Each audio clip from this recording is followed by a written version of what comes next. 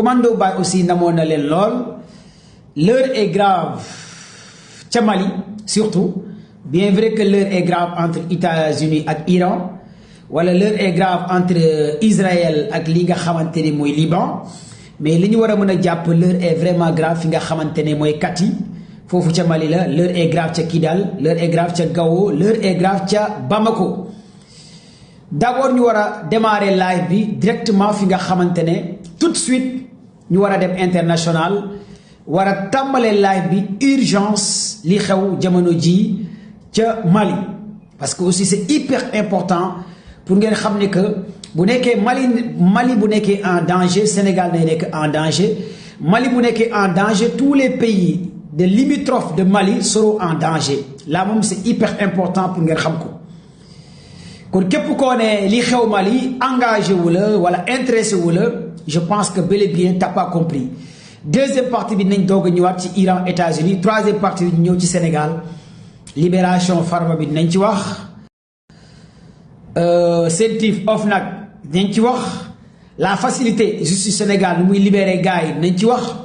Rapport yi am na wala amul dinañ ci wax ci deuxième partie bi.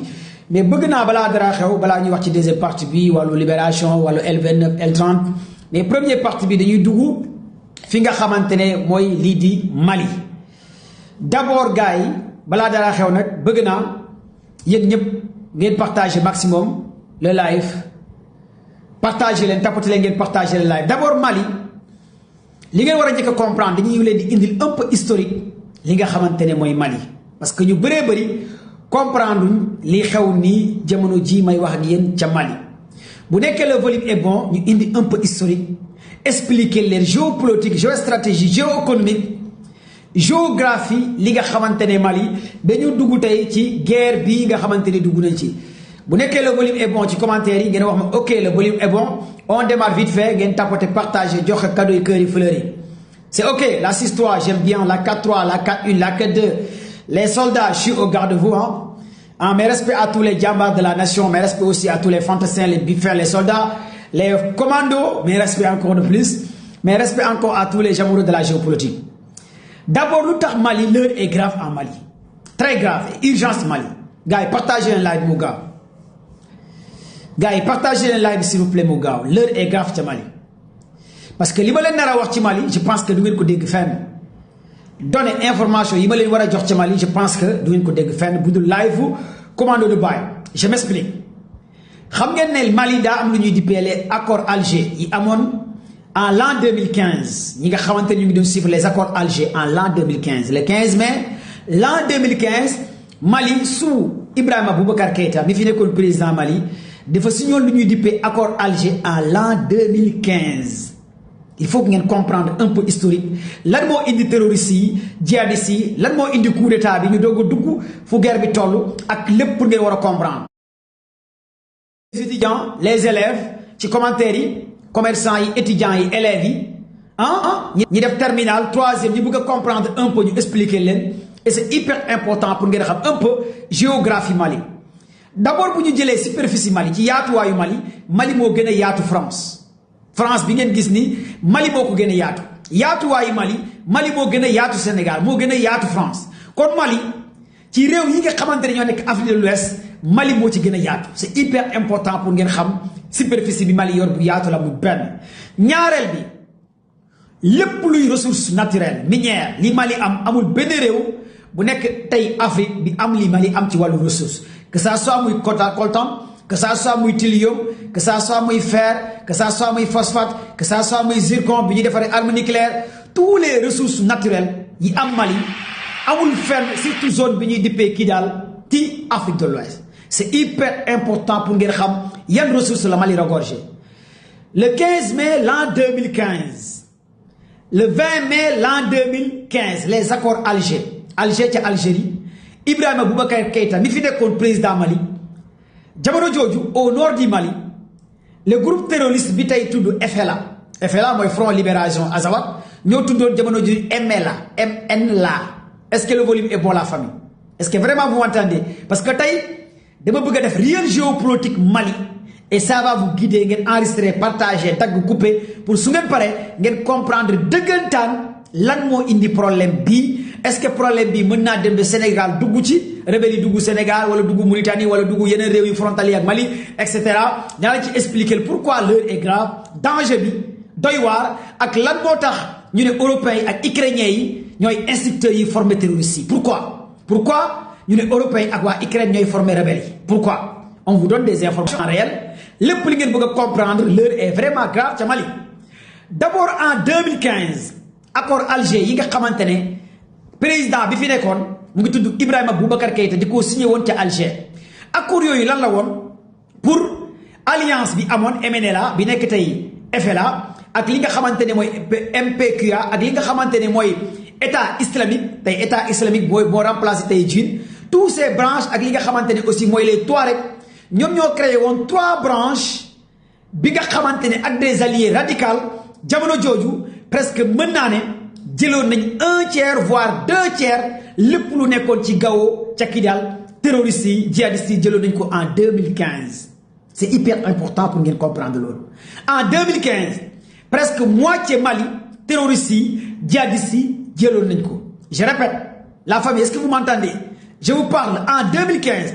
la moitié de Mali a été pris presque par les djihadistes en ce moment qui était le président de Mali c'était Ibrahima Boubacar Keïta. Il y avait des accords Alger qu'on avait tenus à Alger en l'an 2015 sous la supervision d'Algérie et certains pays européens. Ces accords Alger ont créé la fin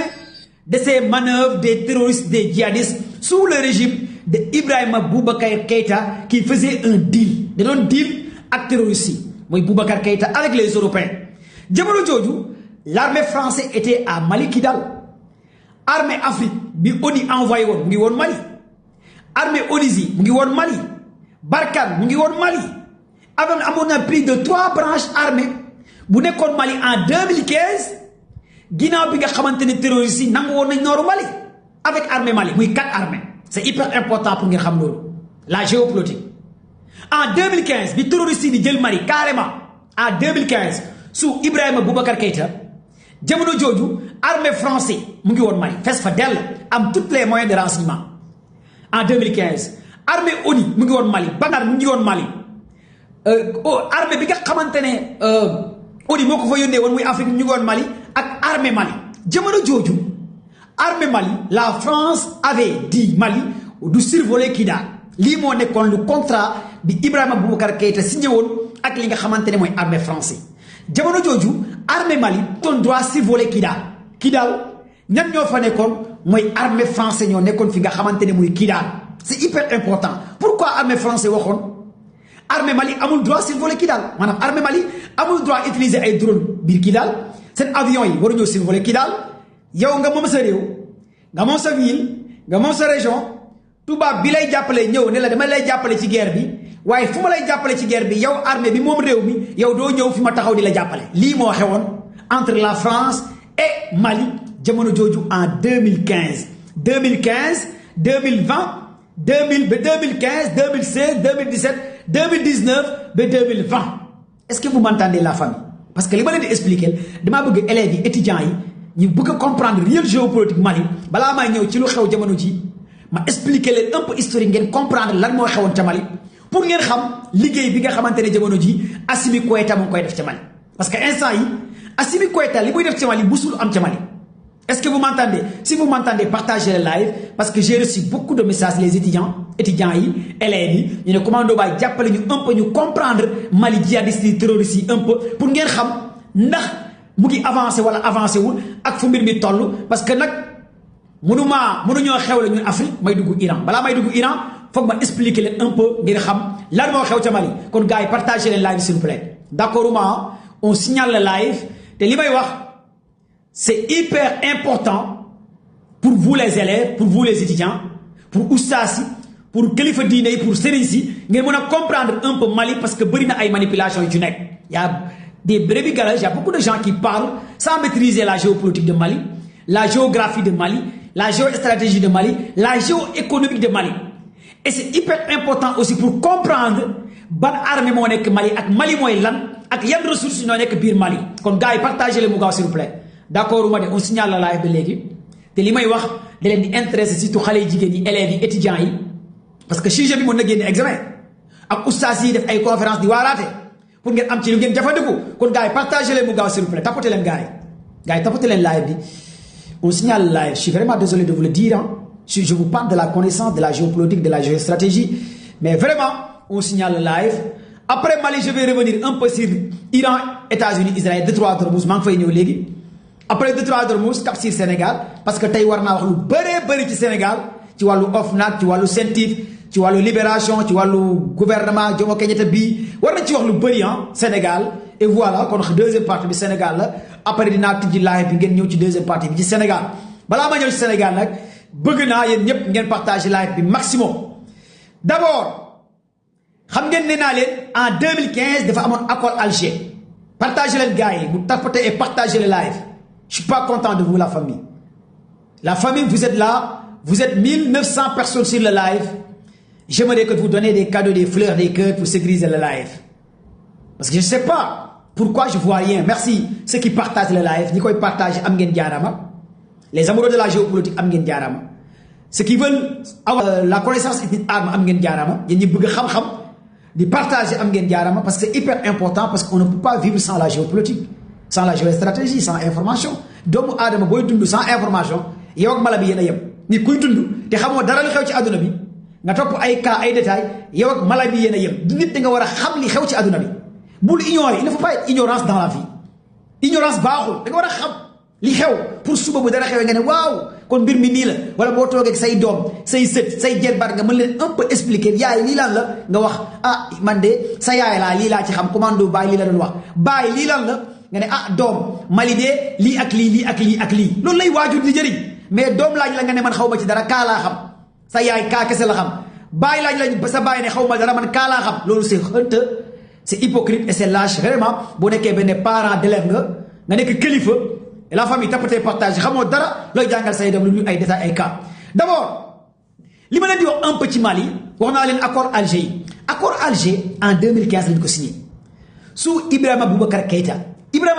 bi fi nekkoon président Mali da doon deal ak tubaab yi deal ak français yi dafa signé woon moom Keïta accord yi nga xamante ne armée français bu nekkee kii daal armée Mali amul droit dugg kii daal dafa mel ni tey président Diomaye signé ak accord ak armée c'est armée accord signé benn accord ak France léegi Casamance di tàkk France nekk Casamance di jàppale Sénégal armée français ne armée sénégalais amul droit dugg Casamance lii la Keïta Ibrahima Boubacar Keïta signé woon ak armée français jamono jooju armée France ñoo nekkoon ca Kidal une ville boo xamante ne Kidal li fa nekk ci thorium ci coltan ci zircon ci fer toutes les matières kenn xamut nu mu toll ca Kidal avion français yi dañ doon dem Kidal di jël or bi di jël fer bi di jël thorium bi di yóbbu ca France nii moo xewoon ca Mali toutes les ressources chaque jour aviation français da doon dem ca Kidal fi rebelle yi nekk fu terroriste yi nekk fu djihadiste yi nekk mu jël toutes les matières yóbbu ca France en 2015 biir terroriste yi commencé sonal gars yi carrément ci lañu signé ay accords tuddee ko les accords Alger yi nag MNLA bi nekk tey Azawad ci la bokkoon les Touaregs yi ci lañ bokkoon branche Djinn bi nga xamante ne tuddutoon Djinn ci la bokkoon parce que branche Djinn bii ngeen gis ni mooy branche Al-Qaïda tey la ñu tuddee seen boppu Djinn terroristes yi djihadistes yi dañuy changer ay tur nu leen neex mënuñ ko tudd mais ñoom ñëpp benn lañ léegi nag bu ñu signé accord Alger yi en 2015 léegi ñu ne ci Kidal dañuy bàyyi xeex bi mais teewul armée française day des sa Kidal di gérer la sécurité mais armée Mali du dugg ca Kidal léegi en 2017 gars yi tapatee partager live en 2017 ci la ñu créé groupe Djinn a été créé en 2017 mooy groupe bi ngeen gis ñu ne ñoom charia la ñuy dawal mais ñan ñoo composé Djinn mooy élément Al-Qaïda yu signé woon accord en 2015 accord Alger ñoom ñoo ñëwaat tey bokkaat ci Djinn est-ce que yéen a ngi comprendre encore branche terroriste djihadiste yi nekkoon ca Syrie ca Libye ñoom ñoo ñëwaat bokkaat ci Djinn ba pare ñoom ñu créé waat beneen branche après ci la gars yi ne groupe bi juddu Djinn ay terroriste lañ bokkuñ ak ñale branche pour ñu mën a dóoraat marto maanaam mafia la d'abord da ngeen war a comprendre mafia kese la ñale ñooy def accord bu ñu defee accord ba pare nga rocceekuwaat ci biir ñi def accord nga créé waat beneen branche nga ne yow bokkoo ci ñuy def accord pour yow ñu jox la sa lekk ci wàllu wi parce que accord yi xaalis la commandant yi dirigeant yi on va leur donner ay milliards ay millions li ngeen war a comprendre en primo tapoter et partager live léegi bu ñu créé groupe bii jiit en 2017 ñoom ñu ñëw indi série terroriste MNLA ñëw ñu créé beneen groupe bu ñu tuddee FLA mooy Front Libération Azawad ñoom aussi ñu créé leen en 2019 2020 léegi ñu ne léegi MNLA amul léegi FLA mooy am Front Libération Azawad les mêmes éléments en 2018 2019 xeex bi gën a méttiwaat ca Kidal même terroristes yi ñëwaat diaboliser accords yu amoon ca Alger en 2018 et 19 mu am xeex bu métti ba gars yi récupérer territoire yu bëree bëri ci Kidal foofu nag armée français da doon jàppale jamono jooju li nga xamante ne mooy terroristes yi en 2018 2019 boobu armée français ñu ngi ca Kidal est-ce que vous m'entendez la famille parce que ba léegi gars yi ngi signalé live bi te li may wax c'est très important parce que dama leen di indil un peu historique Mali problème bi lu ko indi pour ngeen comprendre que lan moo waral coup d'état bi Assimi Goïta def en l'an 2020 en l'an 2020 la Assimi Goïta def coup d'état bi ca Mali est-ce que vous êtes là avec moi si vous êtes là avec moi donnez des cadeaux des cœurs des fleurs parce que dama bëgg su ma paree live bi yéen ñëpp ngeen comprendre cas bi cas géopolitique cas géostratégie cas géoéconomique pour ngeen xam lan moo xew ak lépp li nga xamante ne am na ca Mali vous êtes là avec moi tapotez et partagez le live bi Assimi Goïta defee coup d'état bi jamono jooju 2020 la def coup d'état bi ak tey 6 ans 2021 mu nekk président transition pour ngeen comprendre bi Assimi Goïta defee coup d'état bi Ibrahima Boubacar Keïta parce que jamono jooju Assimi Goïta dafa nekkoon ci armée Mali doon dem sur le terrain di gis ne Kidal armée français dafa tere woon ñoom armée Mali dugg ca Kidal muy benn ñaareel bi Assimi Goïta ak équipe am gis ne France ñu ngi jël toutes les ressources su Mali di ko yóbbu ca France ñetteel bi mu gis ne les forces onusiennes yi nekkoon ca Mali liggéey bu ñu waroon def defuñ ko ñu gis ne français yi ñoo doon coopérer ak terroristes yi di leen jox information Assimi Goïta nag en tant que soldat doomu Mali xam ne lii bu naree continuer dina armée terroristes yi dinañ récupérer li nga xamante ne mooy Mali ci la def coup d'état bi 2020 2021 Assimi Goïta bi mu defee coup d'état bi mu ne léegi armée français da ngeen di able Mali information yi gars yi am ñu dem ba gis ne information ak vidéo par des satellites militaires et des vidéos de renseignement ñu gis ne armée français ñoo doon jàppale les Touaregs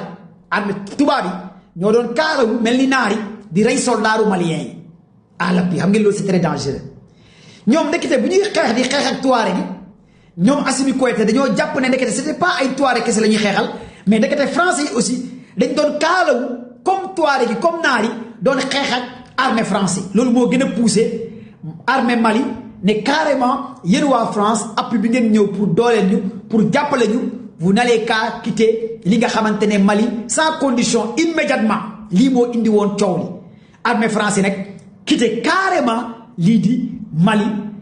aussi demandé waa ONU nañu quitter ci ngeen gis sax armée sénégalaise après jot na quitter y avait même des soldats sénégalais yi doon wax benn vidéo bu doon circuler villa ñu ne armée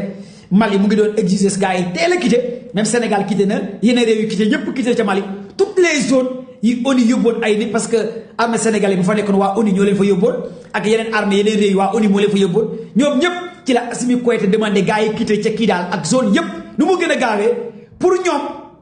armée Mali mën a contrôler définitivement Kidal Kati Gao tout Savare ça ce sont des villes mooy Minusma merci mon frère Minusma gars yi kit ak casque bu lay merci Baba Abdou ci la gars yëpp quitté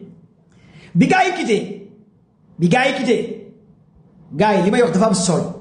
et c'est hyper important li ma leen di wax yéen ñëpp yéen a ngi fàttaliku 2 ans ci ginnaaw Mali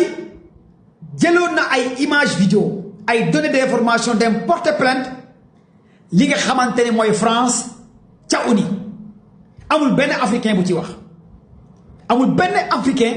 bu taxaw wax ci loolu rarement ngay gis ay chroniqueurs yi ciy wax lan moo taxoon Mali porte plainte France ca ONU ca conseil sécurité de l'ONU lan moo waral loolu mais parce que boobu Mali su Assimi Goïta bu mu defee coup d'état bi par des biais d'infodonnées yu bàyyi ko ca Russie et des satellites militaires et des vidéos de surveillance dañoo dem ba gis ne que ndekete armée français ñoo doon rey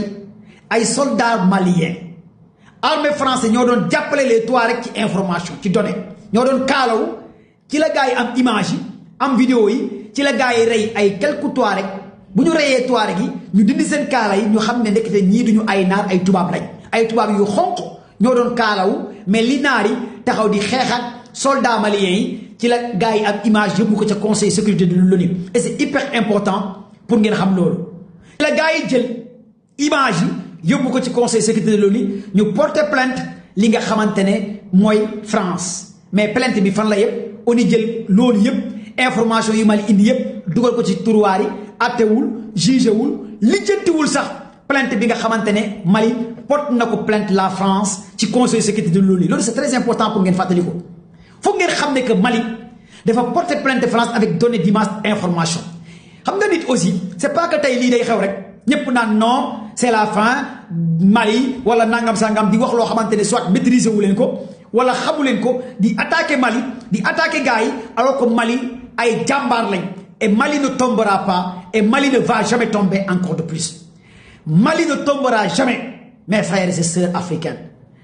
Mali ne tombera jamais mes frères et sœurs de l'AES et Mali ne va jamais tomber si Mali tombe l'Afrique va tomber et l'Afrique de l'Ouest va tomber encore de plus loolu dafa war a leer il faut ngeen xam ko d'abord bés bu Mali daanoo bépp réew bu frontalier ak Mali da ngay daan loolu moom amut ñaan amut leneen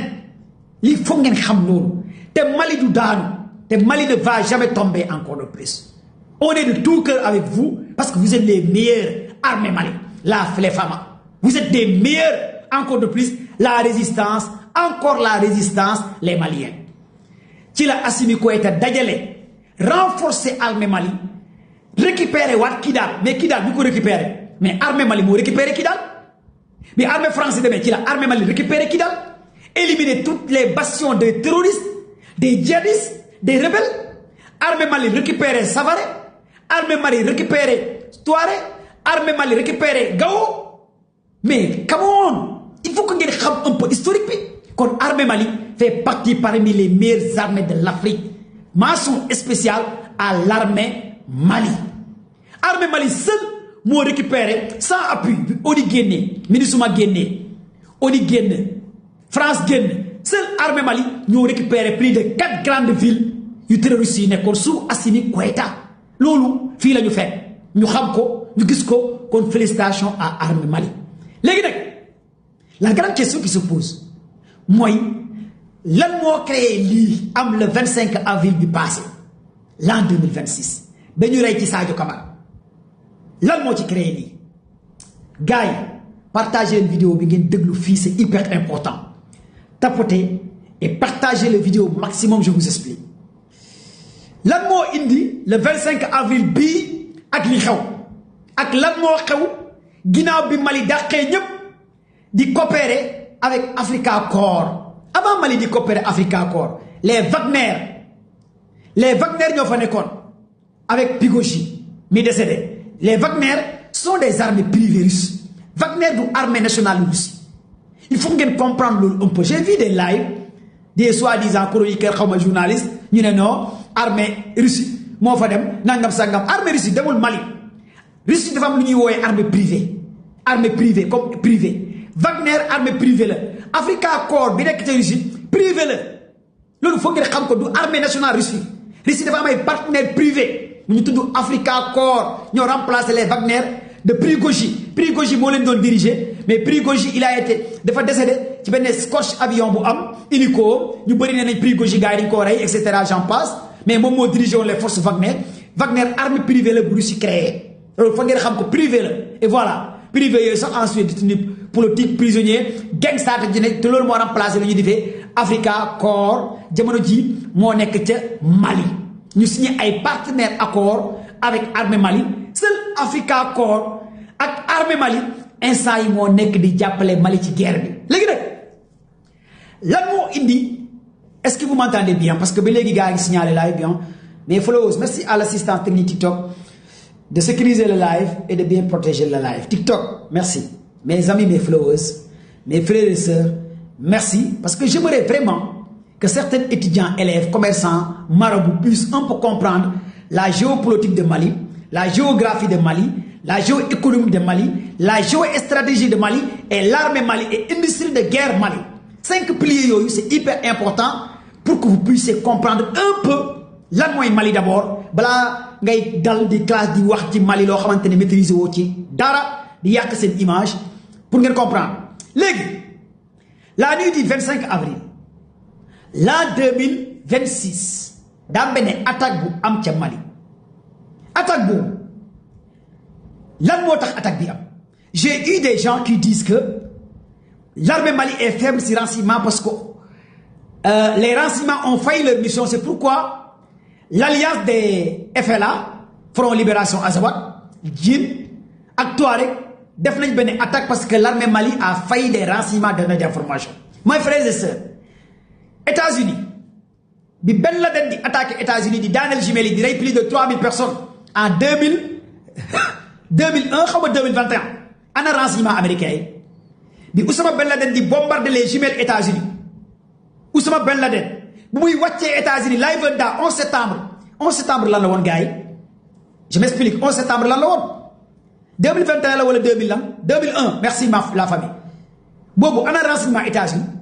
Bobo, est-ce que les États-Unis a failli sa mission? La grande puissance, technologie, donnée. Des terroristes ont failli tuer plus de 3000 personnes en 2001 aux États-Unis d'Amérique. Oui, premier élément. Les attentats qui ont tenu en Allemagne, combien de personnes? Les attentats en France, les attentats qui ont en Iran. La fois passée, Israël attaqué l'Iran. Décapité Mouttaba Khamenei, décapité Ali Khayjani, des dirigeants bir Iran. Iran mi nga xamante ne ku ko xam ci donné information ak lépp Iran nga xam ne Russie moo koy jox information ak Chine ñu attaqué ko décapité ay dirigeants lan la mujjee Iran riposté wu récupérer territoire am kan moo gën a puissant Iran Syrie barki démb bi gars yi di attaqué Bachar Assad di ko daaneel ñan ñoo attaqué Bachar Assad sont des groupes terroristes composés par branche Al-Qaïda branche État islamique branche radicale Djinn branche radicale Front Libération Azawad gars yi des fois, c'est hyper important de dégager quelques critères avant d'attaquer Mali. Même attaquer dans ces pays-là. Mais ni attaque les États-Unis, les Sénégal, les Mauritanie, les Thierry, les Fenen, mais attaque, nous devons préparer. Nous devons attaquer. Quand li am tay Mali, attaque bi am la nuit du 25 avril l'an 2026, mais il y avait des infiltrés à l'intérieur de Mali. Déglu ngeen discours Assimi Goïta bi y avait des éléments yu nekk ci armée Mali yu trahir mafia bi yi jaay gaay yoo xamante ne ils sont des vendus yoo xamante ne ils préféraient que l'argent que défendre la patrie Mali ñi jaay Mali une attaque coordonnée de 12 000 soldats d'après les renseignements russes 12 000 soldats tenez bien ces chiffres 12 000 combattants attaquer 4 grandes villes à 5 grandes villes coordonnés même temps 12 000 combattants qui ont été coachés, formés par des instructeurs ukrainiens et européens d'après les services de renseignement russes. Attends. 12 000 combattants qui ont été formés, coachés par des instructeurs ukrainiens et européens d'après les renseignements russes. Russie n'est pas Ukraine et Européens qui ont formé les forces FLA. te yéen ñëpp xam ngeen force FLA mooy Front Libération Azawad ay ressortissants algériens lañ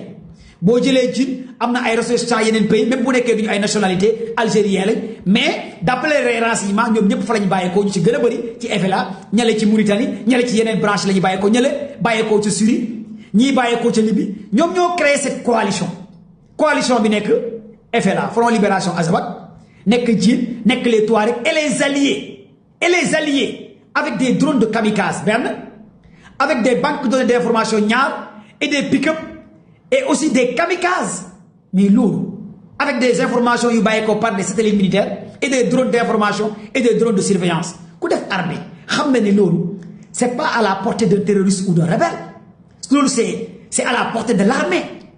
tous les bataillons même attaque bi am Mali moo amoon ca Syrie même attaque même temps Syrie bu ñuy daanee Bachar Hassan les éléments étaient à 15 000 à 20 000 combattants gars yi bu ñuy renverser le gouvernement de Bachar Hassan les éléments étaient à 15 000 combattants yi ñan ñoo ko composé woon Al-Qaïda État islamique Djinn Libération Azawad résistance djihad ñoom ñoo coordonné woon renverser gouvernement Bachar Hassan après kan la fa gars yi teg ku ñu fa teg Mohamed Jawlani mi nekkoon Al-Qaïda mooy actuellement il est le président Syrie alors que 4 ans avant États-Unis da ko doon wër teg ay milliards de dollars américains parce que dañoo jàppoon ne terroriste la djihadiste la Al-Qaïda est-ce que vous m'entendez la famille est-ce que réellement vous m'entendez si vous m'entendez donner des cadeaux des valeurs de étude ma continuer ci affaire parce que li ma leen bëgg a expliquer ça va vous servir on va faire réel géopolitique et géostratégie tapotez et partagez le live réel géopolitique et géostratégie donnez les cadeaux les cœurs et les fleurs bu ñuy attaquer Syrie même terroristes yi sont les mêmes terroristes yi attaqué Mali ñoo attaqué woon Syrie y a aucun changement même stratégie moom la gars yi utilisé woon ca Mali même stratégie même pick-up même technique même données même information même allié ñee aussi même tactique bi même données même information la gars yi utilisé envers Mali mais Syrie résisté wul bi gars yi ñëwee dañoo renversé en moins de 4 heures de temps ils ont renversé le gouvernement de Bachar Hassan les terrorists en 15 000 combattants 20 000 combattants ils ont renversé 4 grandes villes en Syrie mais Mali mais mention spéciale à l'armée Mali gars yi joxaleen ma ay cadeau ay kër ay armée Mali ma expliquer leen lan la armée Mali def ci attaque bi je vais vous donner des données et des informations ma wax leen fan la gars yi tàmbali pour ngeen comprendre que armée Mali mention spéciale à l'armée Mali et Mali ne tombera pas et Mali ne va jamais tomber ceux qui pensent que Mali va tomber dinañ am gàcce total te Mali du mës a daar nous sommes de tout cœur avec nos frères maliens et mention spéciale les Fama les Dogons et les Dragons maliens Ani Somaha Somokho Bedi Inradro je vous adore je vous aime les Ani Sohoma vous êtes la fierté de l'Afrique armée malienne et Mali ne va jamais tomber encore de plus je vais vous expliquer un peu pour ngeen comprendre la nuit du 25 avril ils ont ciblé 5 grandes villes Mali avec 12 000 combattants 5 grandes villes la gars yi ciblé Mali jamono jooju armée Mali dafa demoon en patrouille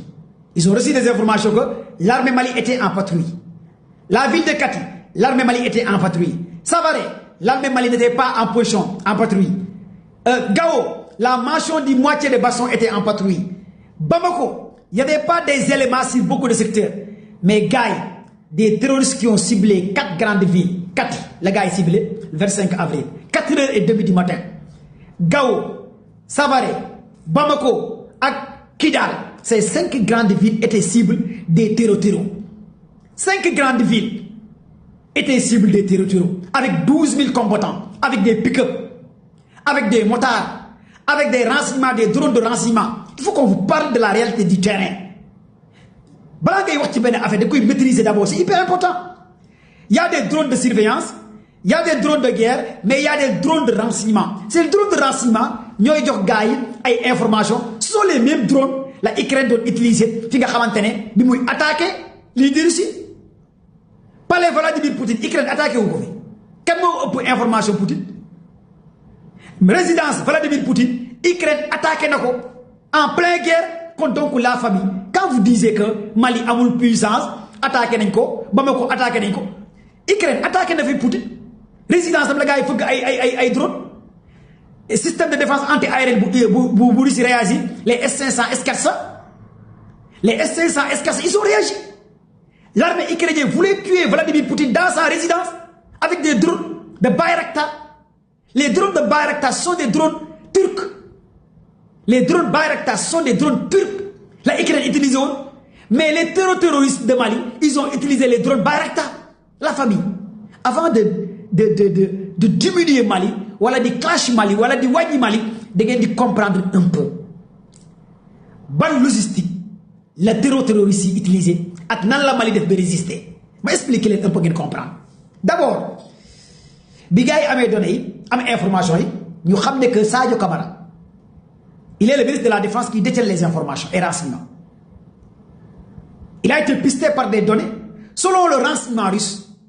c'est l'Ukraine et les Européens qui ont donné des informations terroristes. Selon le renseignement russe. Ils ont dit, en premier pilier, avec Toby, ak ñi leen doon jaay dañu éliminer le ministre de la Défense Sadio Camara parce que moo yor information yi muy benn bu ñu ko éliminé wul bu attaque bi foiré dina donner information yi kon nañu ko éliminer d'abord mais kan mooy joxe information yi mais ce sont des satellites militaires ce sont des drones de renseignement et drones d'information qui ont survolé domicile de Sadio Camara pour avoir des informations en coupe et d'écoute et d'image lii moo am ils ont lancé des drones ces drones là ont eu à survoler le domicile de Sadio Camara pour avoir ay information ndax Sadio mu ngi ci këram wala nekku ci këram ak fan la nekk ak tous ces données ak aussi civil yi jaay Tob yi jaay Sadio Camara ñi nga xamante ne aussi ils ont travaillé te Assimi Goïta wax na ko ci discours de la nation démb wax na que y a des éléments internes yu nekk biir Mali yoo xamante ne ñoo joxe image yi information te dañ leen fay xaalis bi ñu xamee loolu xam ne Sadio mu ngi këram te ñaari jabar la am dégg naa sax ci ñaareel bi la aaye woon gars yi ne léegi ci ñaareel bi la aaye ñaari jabar la am tey fa la nekk kon donc comme que moo yor wàllu données information nañ ko éliminer dañ ko rey en première partie ils ont ciblé Kidal beneen équipe bi dafa dem Kidal 12000 combattants yi beneen équipe bi dem Gao beneen équipe bi dem Kati beneen équipe bi ciblé aéroport international de Bamako beneen bi dem Savare mais gars yi réew boo xamante ne amoo kenn ku la jàppale ay combattants yoo xamante ne européens ñoo leen di jàppale ci information ci internet ci communication ci données ci pick-up ci drone ci surveillance ci voiture piégée tous les moyens européens ak ukrainiens ñoo leen di jàppale yow amoo loolu à moyen de 4h30 nga def attaque coordonnée 4h30 5h30 6h30 7h30 8h 5h de temps attaque affilée l'armée Mali avant 10h ils ont résisté devant les terreurs avant 10h ci suba l'armée Mali a résisté dans ces 4 grandes villes comme tu vas dire que attends Syrie moo gën a puissant Mali Syrie moo gënoon puissant Mali ils ont attaqué Syrie moins de 4 heures de temps ils ont renversé le gouvernement de Bachar Assad mais Mali moins de 4 heures de temps 5 heures de temps d'attaque les grandes villes tous les grandes artères avec l'appui des Européens avec l'appui de l'Ukrainien selon le renseignement russe mais Mali a résisté en moins de 2 heures de temps l'armée Mali a repoussé les terroristes l'armée Mali a tué plus de 1500 terroristes l'armée Mali a capturé plus de 200 terroristes l'armée Mali a fait virer plus de centaines de pick-up et des motards kon mention spéciale à l'armée Mali mention spéciale à l'armée Mali bi contourner ces 5 grandes villes gis nga li dal Mali wallaay réew Afrique yu bëree bëri bi ko gars yi defoon ngeen dégg yuuxu dina jub fu ñu ko foogee wutal li dal Mali nii gars yi nekk di jay làmmiñ naan non Mali du nii Mali nangam ma ne réewu Afrique yu bëri ñu ngi fii di rëy làmmiñ 12000 combattants yi bu ñu nee ko fa woon dël kon nga xam ne Mali ay gaynde lañ ay jàmbaar lañ wallaay lésim li dal Mali am na réew yoo xamante ne terror bu ñu fa duggoon kon nga dégg yuuxu il faut que ngeen reconnaître le bravoure des Maliens l'honneur et de la patrie de ces Maliens patriotisme de ces éléments de Assimi Goïta il faut reconnaître ça encore le plus sont des vrais patriotes ces soldats maliens 4 grandes villes 5 grandes villes amul benn ville boo xamante ne terror yi am nañ fa bastion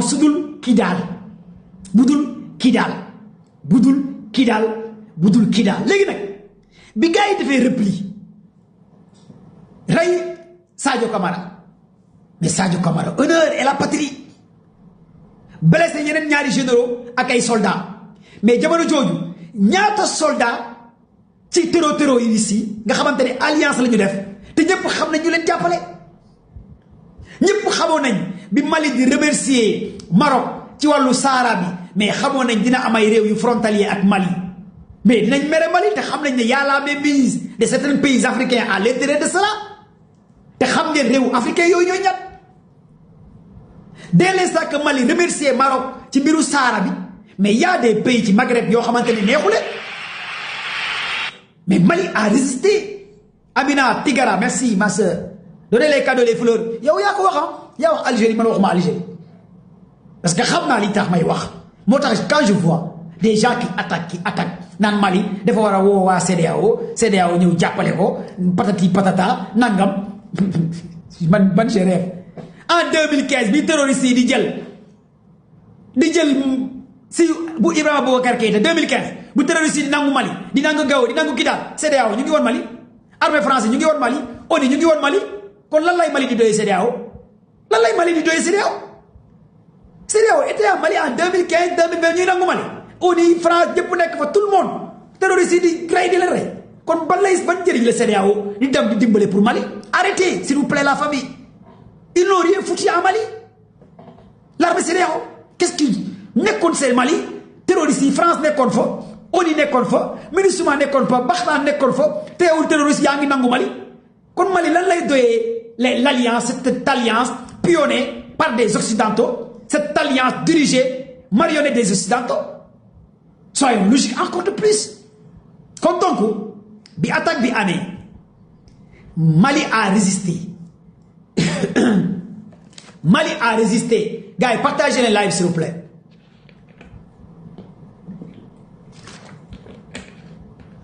Mali a résisté bi Mali résisté Africa Corps bi nekk ca Mali j'ai même vu des images ñu ne Africa Corps a fait un deal avec les Touaregs en matière de l'armée les soldats qui sont dans mon live mais replier c'est militaire non où sont les soldats où sont les soldats là est-ce que replier c'est pas militaire la famille est-ce que replier c'est pas militaire où sont les soldats est-ce que replier en matière de combat est-ce que replier c'est pas militaire replier du daw non attends les civils faut pas parler merci replier militaire non ñun ñëpp jaar nañu armée bu ñu la jekkoo wala ñu encercler lu ñuy wax replier ngeen dellu ginnaaw replier ngeen génne balaa ñu leen di encercler pour éviter ko l'encerclement Africa Corps kii daal la ñu nekkoon bu ñu leen naree encercler Azawad na leen encercler Jim na leen encercler les Touaregs na leen encercler ca Kidal ils ont reçu des informations par le biais des services de renseignement armée Mali même gis ngeen le ministre de la défense Russie wax na ko qu'est-ce qu'il a dit il a dit que sous l'autorisation du renseignement Russie on a quitté Kidal pourquoi léegi bu ñu quitté Kidal sous l'autorisation de l'enseignement Russie affirmatif merci Bereket tu es militaire non quand les soldats parlent les civils taisez-vous quand un soldat parle les civils taisez-vous noppi leen ngeen déglu ñu ñun jaar nañu armée xam nañ lan la ñuy wax replier c'est militaire balaa ñu lay encercler camoufler c'est se soustraire des vitres aériennes de l'ennemi tout en se confondant de la nature stratégie de camouflage la gars yi xam nañ li may wax bi armée xam nga le 26 bi daa am lu yéeme lu am le 25 avril loo xamante ne tout est militaire j'ai l'habitude de dire les nerfs de la guerre c'est de l'information qui détient l'information gagne la guerre mais les Touaregs je suis vraiment désolé Touaregs yi amuñu information xamuñ lu xew mais bi armée Russie bu mu jotee information ñu ne leen quitté leen kii daal bu mu gën a gaawee balaa ñu leen di encercler kan moo leen jox information le ministre de la défense Russie le ministre des affaires étrangères Russie le commandement de Africa Corps a dit publiquement que ñoom ñoo daw génn Kidal armée Mali armée Africa Corps ñoo génn Kidal carrément parce que boobu dañoo ragal ñu encercler leen ca Kidal parce que l'alliance de Azawad de Djinn et de Touareg ils ont reçu des informations que ne Africa Corps merci soldats commando Diamé merci les soldats ils ont reçu des informations que ne Africa Corps ñu ngi ca Kidal kon nañ leen encercler neutraliser leen ñoom nag après ci lañ teg deal ak Touareg yi gis ngeen bu ñuy jàll ñu ne lan la ñuy wax le commandant des Touareg ñu ne leen ñun suñu yoon nekkul ci guerre bi bàyyi leen ñu jàll ñu bàyyi yéen ngeen xeex ak gars yi ñu baisser les bras ci ngeen gis ñu won leen ay pick-up par le biais des médias fake Amérique français ngeen gis les médias français et certains chroniqueurs français même les Touaregs da ngay gis Touaregs comme que ay dof la ñoom du ñu ay militaire xam nga Touaregs yi terroristes yi ay dof lañ léegi comme que soldats yi ay militaires la ñoom ñu nax leen ñu ne leen léegi bàyyi leen ñu génn ca Kidal ñu bàyyi leen parce que yéen a war a xeex seen biir ñun suñu yoon nekku ci loolu dil la l'ennemi est aux aguets l'ennemi encerclé na la mais il faut coopérer avec l'ennemi ba nga génn zone de danger balaa ennemi bi di la massacrer parce que ennemi bi bett na la ci la gars yi naxanteeg Touareg yi may leen piste ñoom ne ñu ne xeexuñ ñu jaarale seen pique bi léegi ngeen gis ci vidéo yi Touareg yi dañoo yëkkati armée yi ne la Russie a abandonné Mali la presse occidentale génne information que ne la Russie a abandonné Mali lii mooy xibaar bi ma leen di jox live en direct ngeen am ko comme donné comme d'information ci ngeen gis que ne Assimi Goïta démb lan la wax maa ngi remercier partenariat Russie bi liggéey bi mu liggéey ci opération bi le 25 avril mais ku ko liggéeyul ci le 25 avril est-ce que Assimi Goïta ci discours de la nation dina remercier armée Africa Corps Assimi Goïta le président de la transition mu ngi remercier li nga xamante ne mooy Russie mais xool leen la presse occidentale ñu tuddee Assimi Goïta le président de la junte le dictateur dañuy utiliser ay gros mots pour saboter regardez RFI France 24 ñu ñuy utiliser Assimi Goïta le président de la junte malien le dictateur malien mais pourquoi waxuñu le président de la transition ce qui est plus douce gën a rafet jamais nga gis les médias occidentaux dire Assimi Goïta ce qui est plus joli qui est beau de dire Assimi Goïta président de la transition mais parce que li ñu yaakaaroon dina am Mali amul Mali France yaakaaroon na Mali day daanu Mali daanu France dafa yaakaaroon ne Mali dina daanu le 25 avril européens yu bëri dañoo yaakaaroon ne Mali dina daanu mais Mali daanu ñoom ñëpp loolu lañu yaakaaroon na foogoon nañ ne Mali dina daanu mais bi Assimi Goïta demandé Russie nañ génn bi Russie génnee fan la waa Russie dem fan la waa Russie dem Africa Corps fii laa leen di expliquer fan la waa Russie dem kan moo rey plus de 100 à 200 soldats terroristes kan moo ko rey kan moo publier information yi du armée Russie ñoo publier ay données ñaata la armée Russie rey ci terroristes yi presque plus de 500 terroristes armée Russie Africa Corps ñoo leen rey Africa Corps ñoo capturé plus de 200 terroristes mooy soldats armée Russie yi armée Russie ñoo jox encore information Mali pour Mali mën a bombarder Kidal fan la gars yi nekk mais parce que Russie dafa def replier ses militaires la famille ils ont quitté Kidal pour aller donner la main les soldats russes Bamako Kati fi nga xamante ne foofu moo nekkoon à quelques kilomètres de Bamako bi ñu quitté zone bi carrément ci lañ dem appuyer l'infanterie et les forces spéciales FAMA et les forces commando FAMA ñu jàppale leen pour ñoom ñu mën a récupérer def benn balayage bu am doole ca Savare ca Bamako ca Kati doog a dugg balayer carrément ba soldats yëpp daw dem fi nga xamante ne mooy Kidal moo tax ngeen gis terror yëpp gars yi dañoo dem pousse leen ba gars yi dugg fi nga xamante ne mooy Kidal kan moo leen dugal Kidal mooy armée Mali en combinaison avec armée Russie nii la cas bi demee est-ce que yéen a ngi comprendre un peu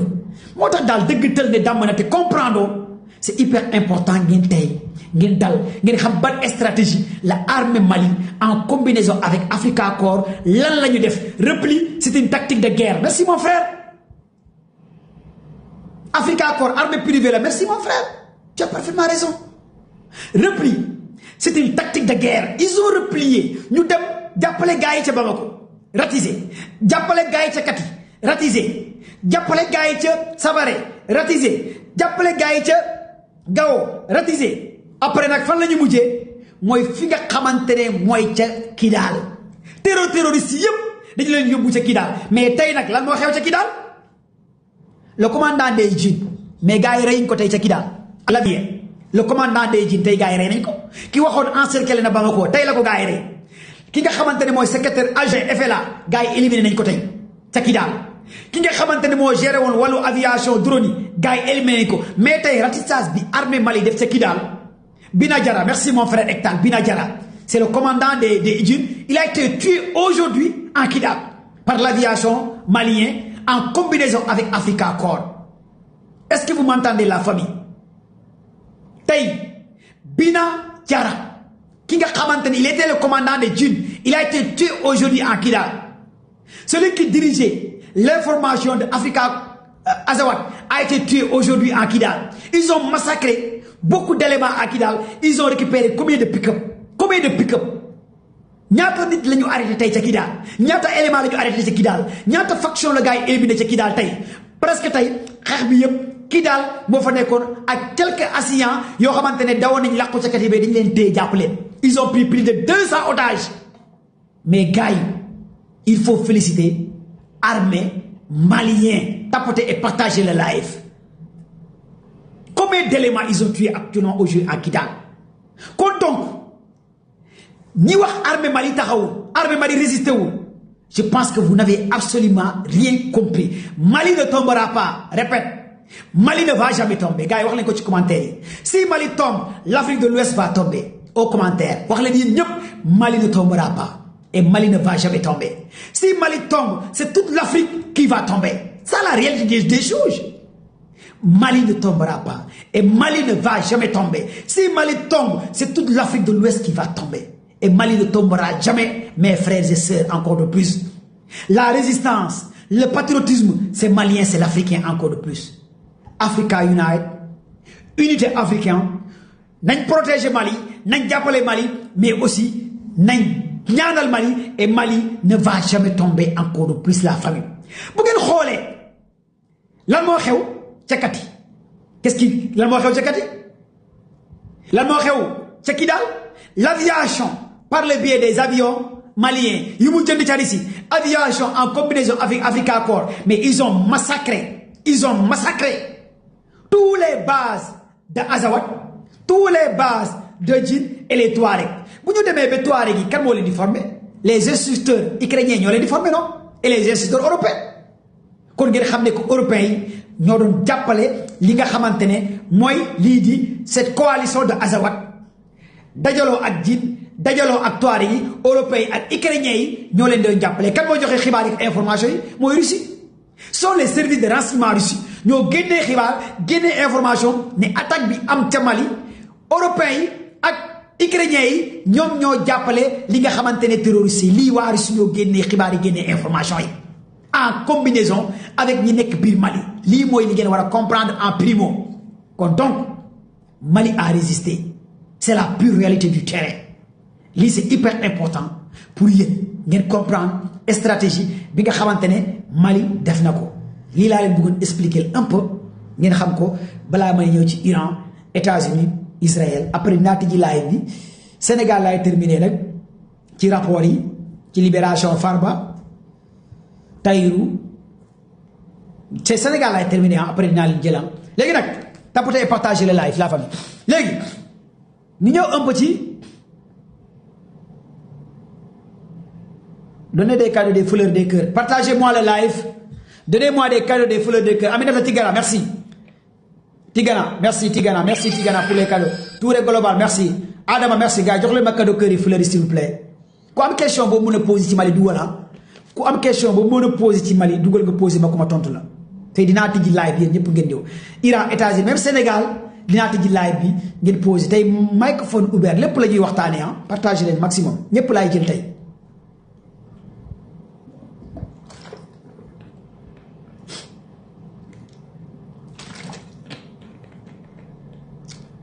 Saloum Sadio, merci. Légui, nous avons un petit Iran avec les États-Unis, le détroit d'Ormuz. Vous savez, Trump de négocier avec l'Iran. Si vous avez tous les grands chroniqueurs américains, britanniques, services de renseignement, nous avons les États-Unis, la guerre, l'Iran a déjà gagné la guerre. Ils ont expliqué. L'Iran a dit de négocier avec ses missiles balistiques. Iran a déjà gagné la guerre. Iran a dit de négocier avec ses missiles hypersoniques. Iran a dit de négocier avec l'Iranium. États-Unis, les bases américaines, vous quittez la région. Moi, les 4 grands éléments, Iran a dit il ne va jamais négocier avec le détroit d'Ormuz. C'est hyper important. Quand 5 éléments, Iran a l'olieu, États-Unis, Iran va continuer de dire par gazoduc, Boudiaï ak Jarchid, ak Pipeline, bi nga xamantene jaar na par la voie terrestre. Iran muy continuer di jaay pétrole di ko jaay yeneen pays di jaarale par la voie terrestre par la voie terrestre di jaay li nga xamante ne pétrole au delà du détroit d'Ormuz. kon tey lii mooy xibaar bi ma leen di njëkk a jox en primo Iran ngi continuer di jaay kon Trump li mu tëj détroit d'Ormuz teg li nga xamante ne ay port iranien Trump il n'a rien sur sa main teewul dara Trump boppam lay nax amul lenn lu mu téye instant yi prétexte la doon ut pour attaquer Iran ñemewul les services de renseignement américains CIA NIC britannique FBI tous les services de renseignement lu ñu xamal ne Trump boo attaqué Iran cette fois-ci ça sera pur envers États-Unis te yow sa mandat bi doo ko yeggali te dañu lay wàccee Trump a compris que instant yi mënul attaquer lii di Iran benn te yow a supplié plus de 4 à 5 fois Trump pour mu attaquer Iran il a refusé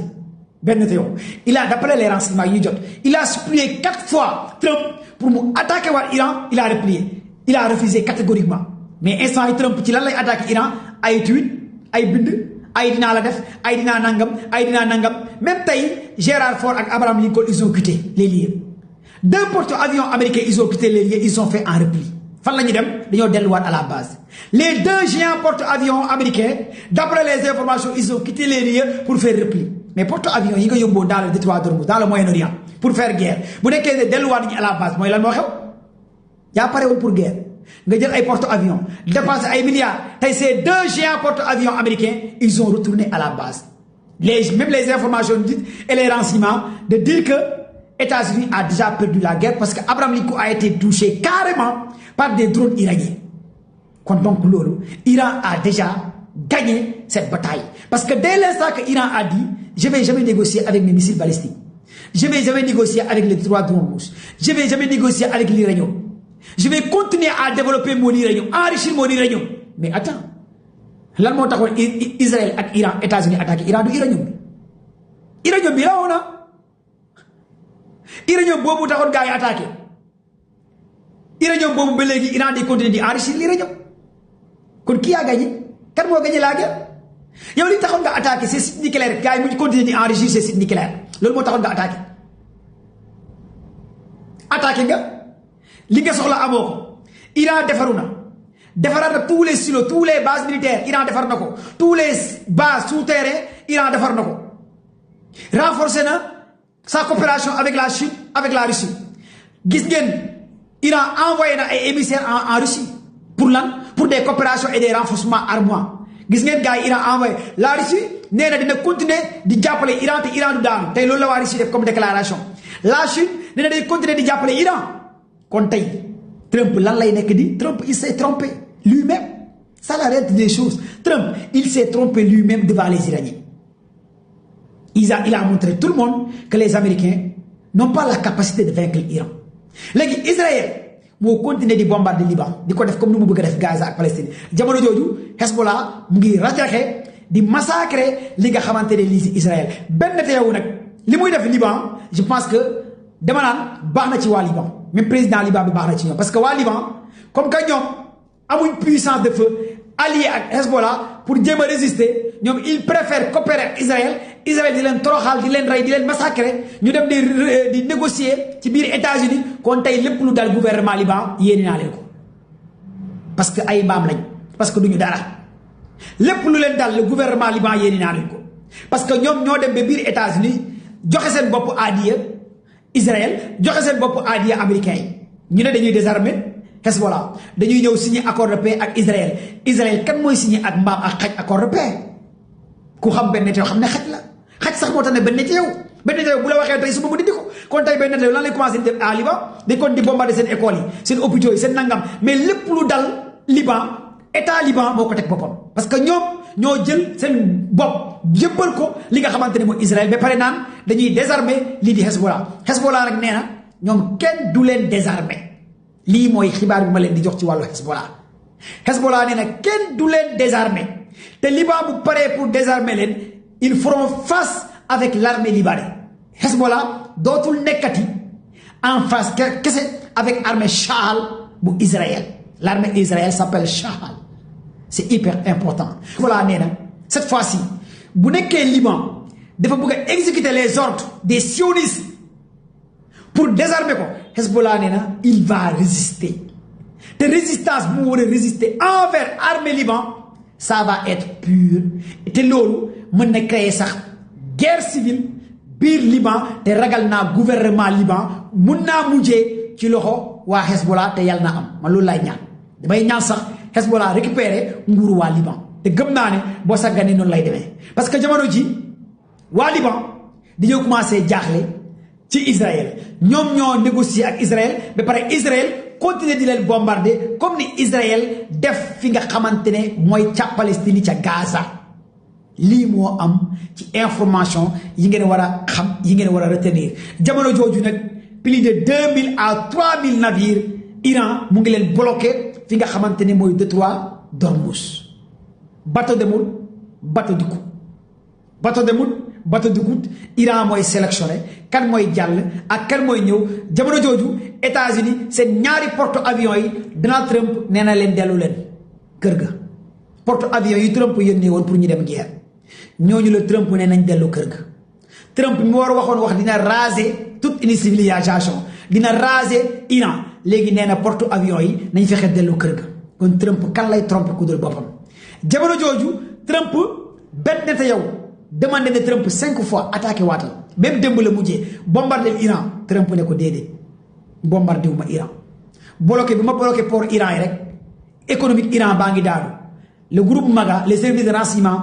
Israël ne Trump li nga wax dara amu ci lépp ay fen la daane woo benn économique Iran dangaa ñemewul bombardé Iran rek kon mu ngi commencé ñaaw seen biir Trump nee na day daane économique Iran mu ngi jaay di jaarale ci autorail ci train bi ci gazoduc bi di jaay di jaarale ci oto yi di jaay yeneen dëkk yi Trump nag nee na instant yi mu ngi guerre bu métti ñu ne ko lan ngay guerre mu ne damaa tëj pooru Iran yi ñu ne ko yow foo tëj bato yaa ngi jàll bato yaa ngi dugg Iran ngi jaay bombardé woo nga ne dangaa tëjoo dara dangaa ñemewul bombardé lii di Iran dangaa dugal sa bopp ba pare xam ne carrément lii nga bëgg a dugal sa bopp amatoo fit kon gars yi seen biir ñoo commencé xuloo les services de renseignement Israël xamal nañ carrément Trump dangaa ñemeetul Iran lii moo tax bu ngeen gisee gars yi bëgg a éliminer Trump lii kese la di ragal naa nag gars yi éliminer wuñ Obama de reyiñ ko Joe Biden reyiñ ko mais bu ngeen gisee ñetti yoon gars yaa ngi koy waaj a rey ah bon entendre salaamaaleykum man li ma gëm bu ñu ko reyul tamit dinañ ko wàccee wala ñàkk bu ñaaw lay ñàkk parce que rusloo la américain yi te américain yi bëggutoon rus teg na gàcce américain yi adduna bi yëpp xam na ne instant États-Unis mun tur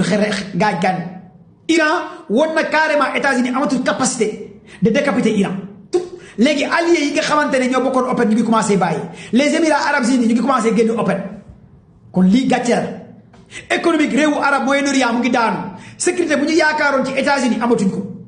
système de défense anti-aérien yi ñu yaakaaroon États-Unis protéger leen réewu arab yëpp léegi dem nañ ba ci biir xam ne carrément yow États-Unis yaa waxoon da nga ñuy protéger mais yow tey jël nga lépp luy jumtukaay bu ñuy aar bu ñuy protéger nga yóbbu ko ca Israël kon tey à ciel ouvert la réewu arab yi nekk Israël Iran bu ko nekkee day dëbb réewu arab yi ba mu mokk rumbax li xale yi di wax rumbax Iran instant yi mën naa dëbb amul missile buy baare amul drone buy baare amul dara ciel ouvert la tous les alliés États-Unis instant yi Iran di leen di fëgg ba ñuy mokk moo tax alliés yëpp ñu ngi mel ni ay xaru tàpp réewu arab yi ñu ngi mel ni ay xar bu ñu tàpp xam nga xar bu ñu tàpp moom mbee sax doo ko def naar yi kenn du ci mbee ñoom ñëpp tekk la ñu def mel ni xar bu ñu tàpp waaf ñoom ñëpp waaf naar yëpp waaf ñu naan bismillah fatiha salatu fatiha di ñaan Iran fu mu ne Iran mooy décidé fale ca Yémen aussi nekk ca Yémen ñu ngi tiiw Arabie Saoudite ne ko yëngalaal rek tabaski du am Arabie Saoudite ñu ne aussi nekk de Yémen ak branche Ans Nasrallah ngir yàlla bàyyi ma def tabaski bàyyi ñu tabaski ci jàmm waa Hassan Nasrallah di wax Arabie Saoudite su ngeen bëggee tabaski da ngeen di mel ni ay xaru tàpp waa Arabie Saoudite ne d'accord nañ ñu ngi ne tekkaaral mel ni ay xaru tàpp di xaar mais aussi nekk ca Yémen ne bu ngeen yëngalee rek détroit Bab el-Mandeb dañu koy tëj ba pare dañu leen di ñaf-ñafal parce que ñun ñoo gën a jege Arabie Saoudite kon bu leen yëngal bu ngeen yëngalee du ngeen tabaski lii la waa an Nasrallah wax waa Arabie Saoudite moo tax déggu leen Arabie Saoudite saqat waa Yémen ñoo leen tiim jege leen bu baax jege mer Rouge jege détroit Bab el-Mandeb ne leen bu ngeen yëngalee ne carrément États-Unis ngeen àndal wala nangam kenn ci yéen du tabaski dañu leen di jaxase kon kan moo gagné la guerre kan moo gagné la guerre gars yi tapotez et partagez le live s'il vous plaît kon lii ngeen war a jàpp en résumé en gros résumé ci Moyen-Orient bi parce que 4 jours jotuma def live te yéen ñëpp yéen a ngi doon xaar léegi nag tijji naa live bi yéen ñëpp mën ngeen def seen demande comme question Mali mën ngaa dugg nga posé comme question Moyen-Orient mën ngaa dugg nga posé mais nag Sénégal laay tëjee balaa may ñëw live bi ni ñu ko jox léegi Sénégal nag waxoon naa leen tey dinaa wax ci Sénégal parce que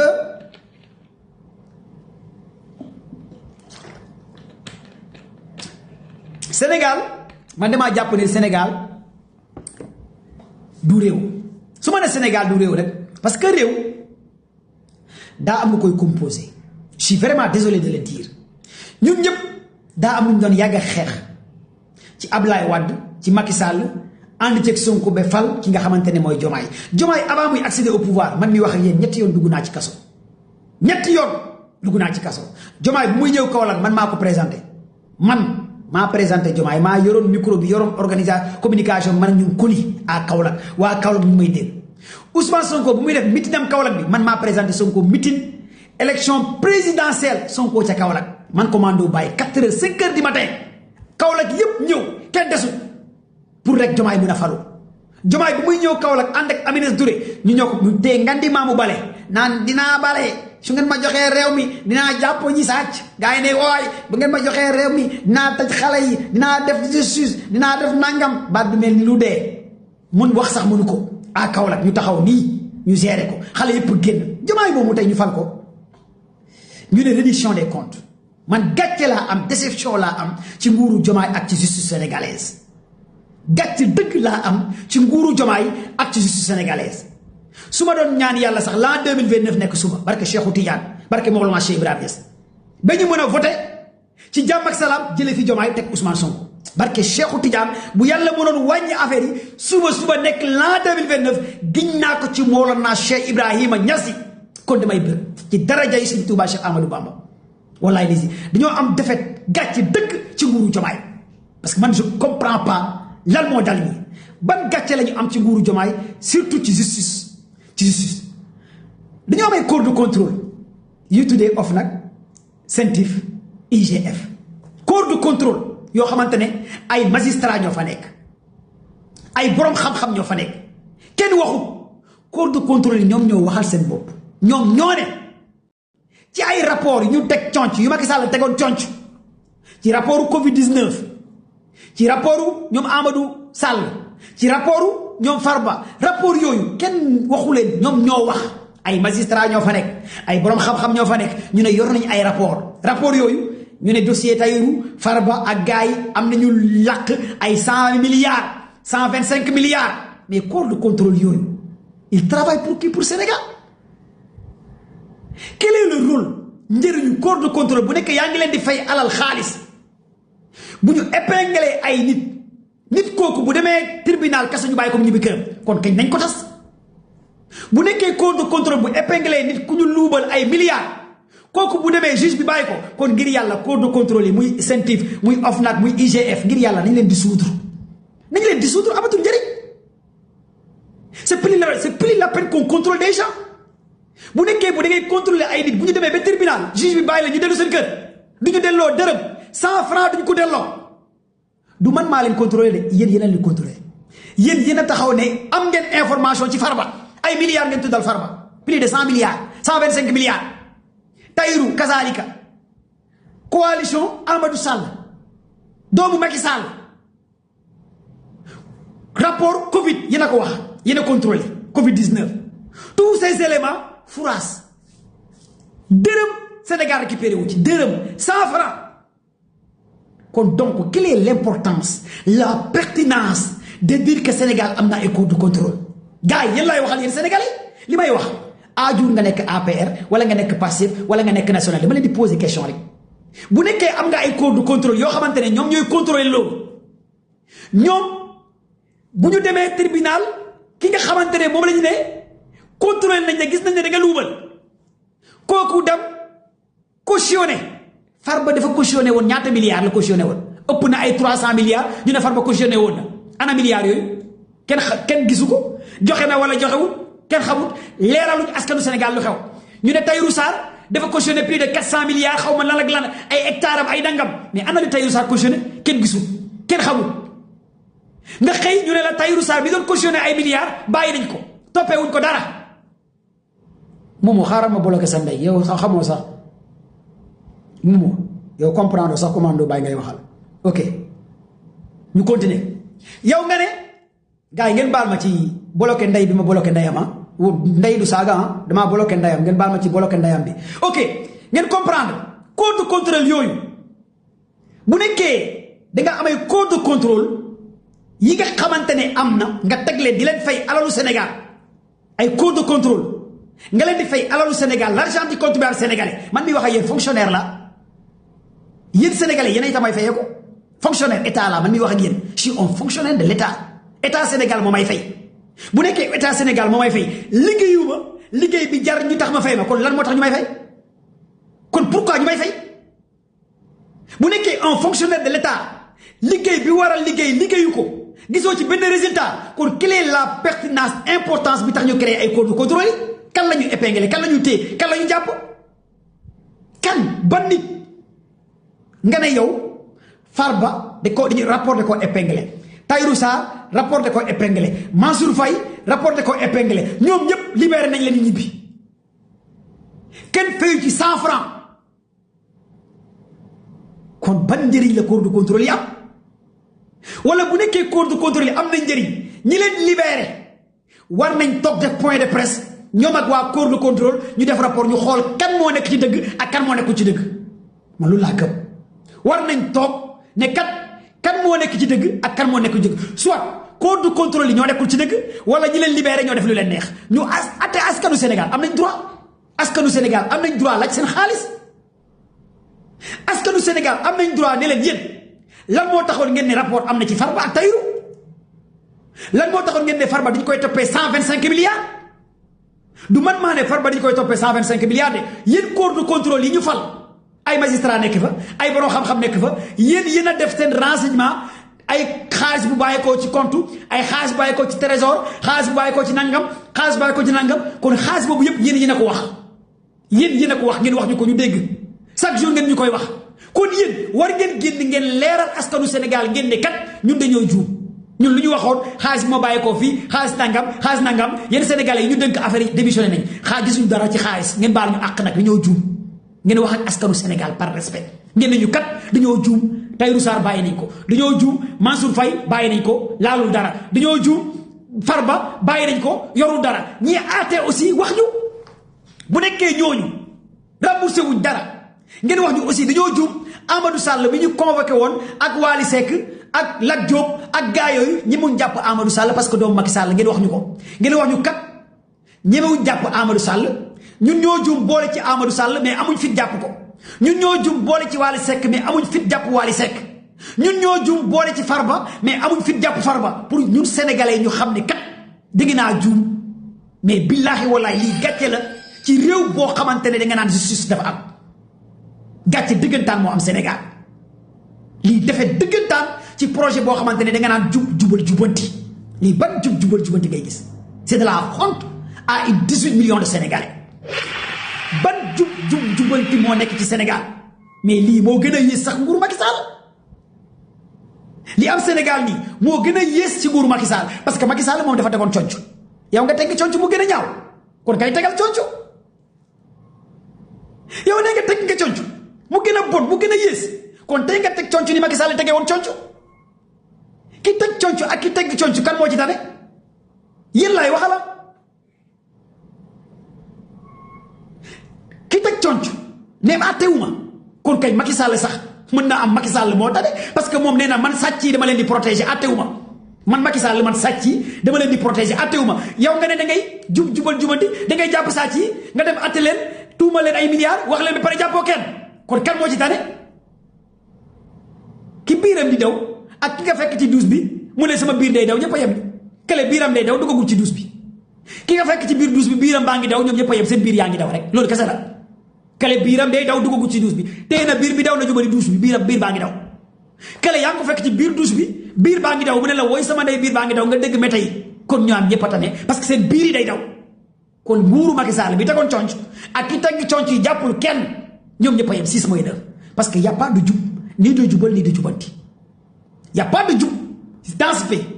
lii on a une déception totale ci régime président Bassirou Diomaye Diakhar Faye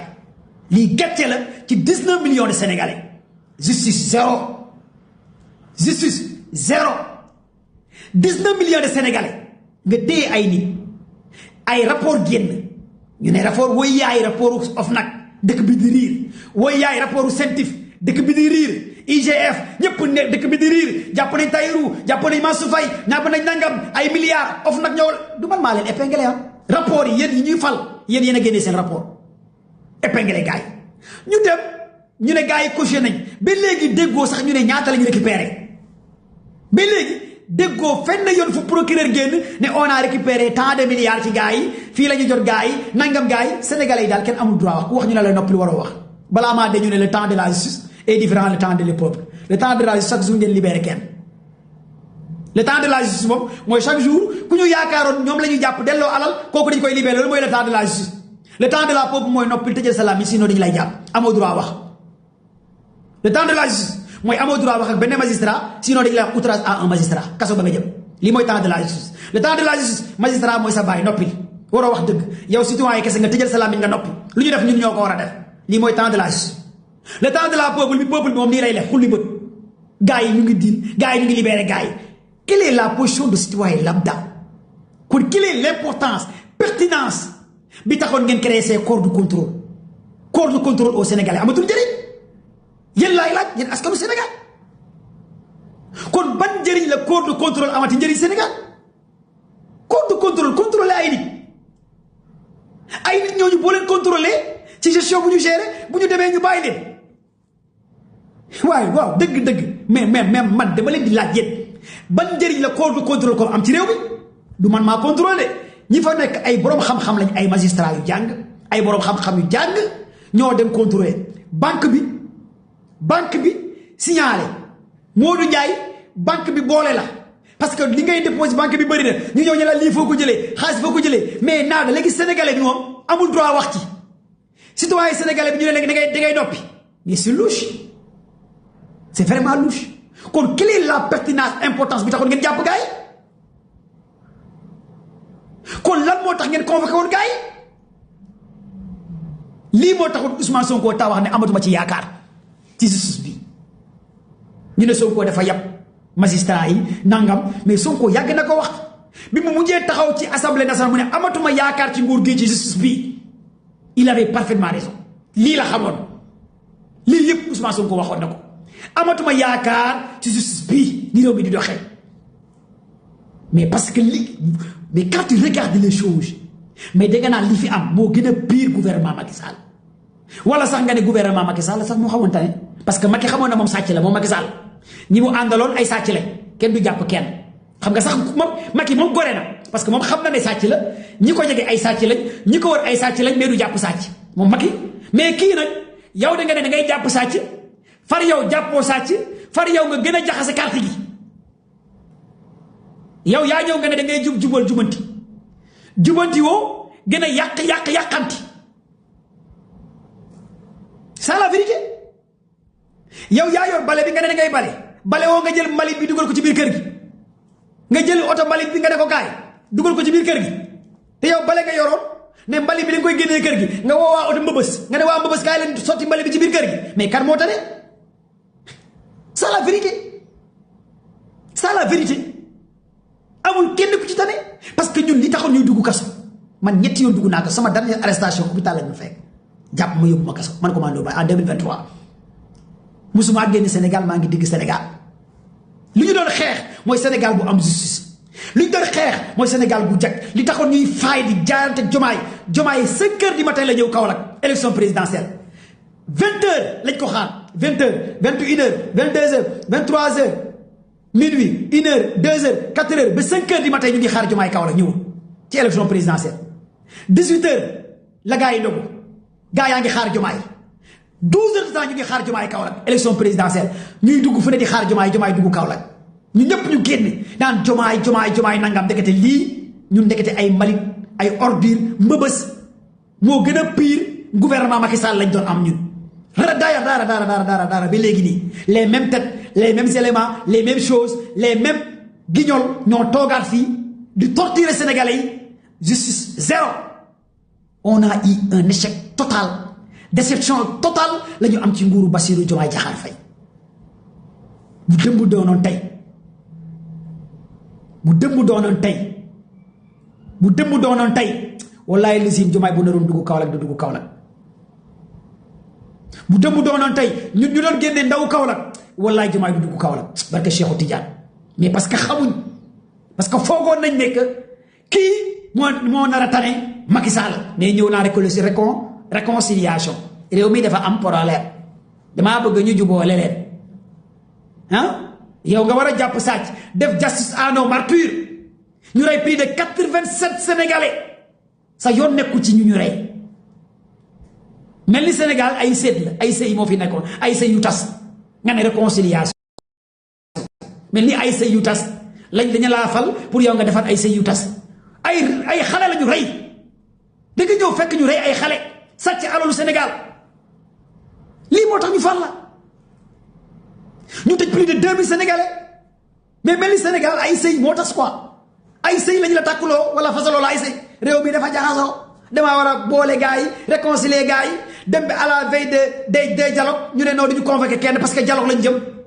dialogue quoi en fait dialogue national ay nit détourner l'argent du contribuable sénégalais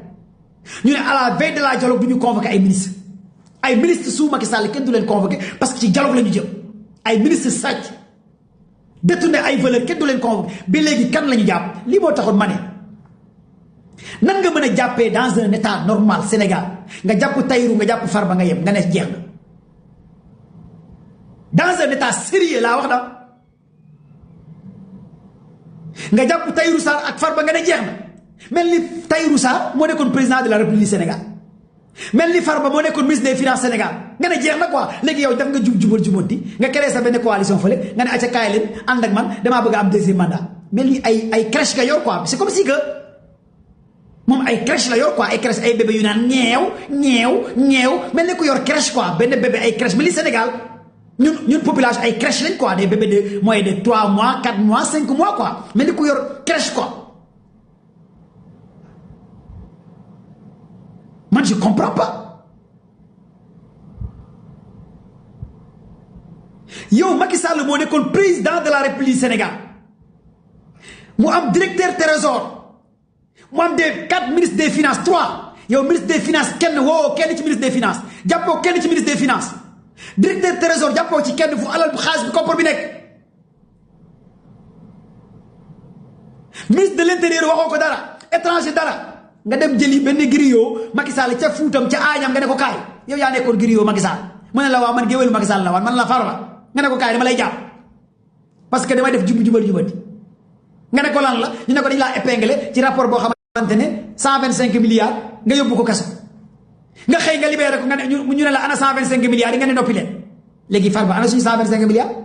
yéen ñi géré woon corps contrôle yi ne Farba dafa luubal 100 milliards 125 milliards nangam dërëm tous jotuñ ko mais ñii kan lañu yëpp quoi en fait ngeen ne ñun askan bi nañ noppi quoi ngeen ne ñun citoyen sénégalais dañoo war a noppi te ñun ñooy fay impôt yi te ñun ñoo leen fal te ñun ñoo dee te ñun ñoo campagne yéen ngeen falu ngeen ne nous on n'a pas le droit à la parole mais est-ce que réellement s'il va à l'école ces dirigeants là est-ce que dirigeants yi xam nañ ne 1 + 1 = 2 man c'est une question que je pose est-ce que nos dirigeants là est-ce que ñoom xam nañ ne 1 + 1 = 2 moo tax ma ne tey yàlla bu defoon l'an 2029 nekk suba tey yàlla bu ko defoon ci ay kattanam ci ay mën-mënam parce que on a une déception totale lii moo taxoon semaine bële ma ne leen lu ne da ngay koy gis pendant 2 semaines yi bi ma leen di wax pendant 2 semaines yi lu ne da ngay koy gis kañ la woon ban jour la woon bi ma leen di wax dans 2 semaines yi da ngeen di gis lu ne boobu Farba bàyyiwuñ ko de te lu pire dina amaat parce que suba bu Farba fekk see coalition Diomaye bu mu leen bett suba bu Amadou Ba demee ci coalition Diomaye bu mu leen bett suba tous les dinosaures APR bu ñu demee ci coalition Diomaye bu mu leen bett parce que tout est bien calibré calculé suba bu Farba bi Agnam fekk see coalition Diomaye bu mu leen bett suba bu Amadou Ba fekk see coalition Diomaye wala dugg ci gouvernement transition gouvernement bu bees bu ñu créé un nouveau gouvernement bientôt dans les bacs bu mu leen bett gouvernement d'union nationale wala gouvernement de crise lañ ko waaye tuddee soit ñu tuddee ko gouvernement d'union nationale wala gouvernement de crise parce que fa lañ jëm ak sénégalais parce que bientôt Sonko ak ñoom pare na te dinaa leen expliquer lu tax ma ne Sonko ak ñoom pare na fu mu ne leen kese moo des ñoom ak Sonko bëgg nañ Sonko dem Sonko ne leen dàq leen ñu ne bu ñu dàqee Sonko askanu Sénégal dañuy gën a jéppi mais nañ ko merloo xorom ñoo ko xojom ñoo ko ñoppati ko kaata ko mu mer génn kaata nañ Sonko aju ñoppati nañ Sonko mu aju kaata nañ ko mu aju door nañ ko korosé mu aju dompoti nañ ko mu aju ba léegi Sonko meru lu ne def nañ ko Sonko meru est-ce que xam ngeen loolu ñoppati nañ ko Sonko faalewu leen ne leen demoo dew ma ñu kaata ko mu faalewu leen dàq leen ma rek ñu ñoppati ko dàq leen ma rek lu ne def nañ ko Ousmane Sonko ne leen dew ma mais léegi ñoom ñi nga xamante ne ñoo war a jël décision dàq Ousmane Sonko fal ay ministres yu bees créer seen gouvernement di ñëw créer seen propre coalition bientôt dans les bacs mais Sonko bu bougé maître parce que guignol yàlla fal xaaral ba ñu dàq la Ousmane Sonko mu sell ni parce que ñii yaa leen jox lu ñu moom te tu as parfaitement raison résistance bi moo nga toog di résister ci biir gouvernement bi c'est la vérité léegi bés bu ñu la dàqee nag wala bés bu conseil constitutionnel ne du validé L29 modification proposition de loi foofu ñun askanu Sénégal ñun ñoo lay waxal ñun ñooy décider kenn du décider ñun ñooy décider à ta place parce que réew mi nag 5 personnes 7 personnes 9 personnes moomuñ ko dafa leer. Macky Sall bi muy jël L57 di tere Karim Wade bokk Khalifa Sall bokk boobu yéen gi ñoli fan ngeen nekkoon est-ce que taxaw ngeen ne Macky Sall dafa waroon diisoo askan wi dafa waroon dialogue Macky Sall bu muy modifier L29 L30 L57 di tere Khalifa Sall bokk ci élection présidentielle Karim Wade bokk ci élection présidentielle yéen soi-disant société civile opposant fan ngeen nekkoon da ngeen naa si làmmiñ tous les mouvements société civile kenn ñi mu wutoon jàkkaarloo Macky Sall kon mu ñaf-ñafal leen parce que vous préférez dem seeti Macky guddi mu jox leen ay millions moo leen gën a lool vous êtes des corrompus à la tête aux pieds tous les mouvements société civile ak action ak ndàngam tekki ngeen defoon Macky Sall di téye justice bi di téye assemblée di def lu ko neex di ko taayee di éliminer ay nit di manipuler créer loi éliminer Ousmane Sonko éliminer Khalifa Sall éliminer Karim Wade ngeen ne patt pattaaral mel ni ay picc yu tawte kenn ci ñemul saxat du sëriñ du homme d'affaires du mouvement société civile du marabout du religieux kenn ñi mu wutoon wax Macky Sall sa bët baa ngi xonq parce que Macky ay maletam la yoroon ak dossier am yi mu teg ay concam man foofu kese laa respecté Macky Sall fenn kese laa ko nawee parce que xam na ne sénégalais yu bëri ay jaam lañ lu ñu soxla mooy alal mooy xaalis boo yoree xaalis bu la neexee nga takk leen ay bu ñoddi leen il a compris comme Ablaye Wade Macky Sall du ci nekk di sonn dana ne dawee xool xam ne xaalis nga mu woo la nga ñëw mu jox la xaalis ay mbee nga defal ko mbee mu jox la xaalis nga noppi yoroon na ay mbeeyam ak berger allemand foofu rek laa ne Macky Sall jërëjëf parce que il comprend les choses parce que xam na gars yi xaalis la ñu gëm yor na xaalis day ñëw ne leen man sàcc laa kaa la ñu sàcc lekk góor jigéen ñi financé ñu góor jigéen ñi franc-maçon yi lesbiennes yi xaalis am na kaay leen réew mi mel ni xusma ñàpp góor jigéen yi dugg franc-maçon yi dugg lesbiennes yi dugg ONG yi di dugal xaalis ku ne di lekk Sénégal mel ni xusma ñàpp amul tuutee kenn ñi di sàcc lëmbal bi di bëri góor jigéen yi di tas réew mi Macky Sall lii la fi nekkee woon tabaxal leen terre def stade jam ñaajoo gars yi jàppale ko ngeen ne mu ngi liggéey dëkk bi après voilà góor jigéen yi fees dell ñii mu geresi leen ñii mu jënd leen lii moo nekkoon Sénégal ñun ñu ñëw ne Sénégal day nekk tegu ci diine ñun ñu ñëw ne Sénégal day tegu ci xàq bil xàq ñun ñu ñëw ne Sénégal day tegu ci dëkk lii moo différence ñun ak Macky parce que ñun dañoo ne dañu lekk l'argent sale ñun dañoo ñëw ne duñu lekk l'argent sale ñun dañoo ñëw ne duñu lekk xaalis góor jigéen xaalis yi bàyyi ko ci ay ONG borom ñaari turi ñun dañoo ñëw di duñ ko lekk suñu guide de la révolution mu criminaliser borom ñaari tuli parce que taalibe Sëñ Tuubaa la Ousmane Sonko parce que taalibe Tijaan la Ousmane Sonko parce que góor yàlla la jullit la akhan la ñun lii moo ñu wuutale ak yéen da ngeen daa bëgg xaalis fu mu mënti bàyyeekoo bëgg ngeen ko ñun nag xaalis bu barkewul bu leew soxlawuñ ko lii kese moo ñu wuutale ak yéen ñun ay gor lañ ay garmi lañ dañoo doylu yéen nag doyluwu leen lu ngeen jot warax xoolu leen lew na wala lewut fu mu bàyyeekoo bëgg ngeen lii moo ñu wuutale ak yéen moo tax quand je vois les tocards léegi ñoo naan Sénégal non réew mi neexul waaw ok réew mi neexul parce que góor jigéen ñoo leen doon financé te ñu ngi ci kaso bi ONG yi doon financé góor jigéen téye nañu robinet yi réew mi neexul parce que lesbiennes yi faramason ñoo leen di jox xaalis ngeen di duubal seen poos di daw di réew mi neexul parce que argent sale bi doon dugg fii xaalisu drogue bi mafia bi ñëwul réew mi neexul mais léegi nag réew mi neex na parce que tegu na ci réewu Serigne Touba tegu na ci réewu Baye Niass tegu na ci réewu diine l'islam ku mu naqari nga am nga dem ci réewu faramason yu góor jigéen yi ku bëgg réew mu neex na nga quitté Sénégal nga dem ci réewu góor jigéen yi wala ci faramason yi wala ci lesbiennes yi mais Sénégal ku bëgg jëriñu ku bëgg xaalis da ngay ñafe sa life da ngay liggéey ñun foofu la ñu yóbbu Sénégal mooy ci xàq bi xàq mooy ci jaamu yàlla mooy ci liggéeyu jëriñu kon donc foog ngeen xam loolu d'abord kon donc bu ñu jógee ci loolu yëpp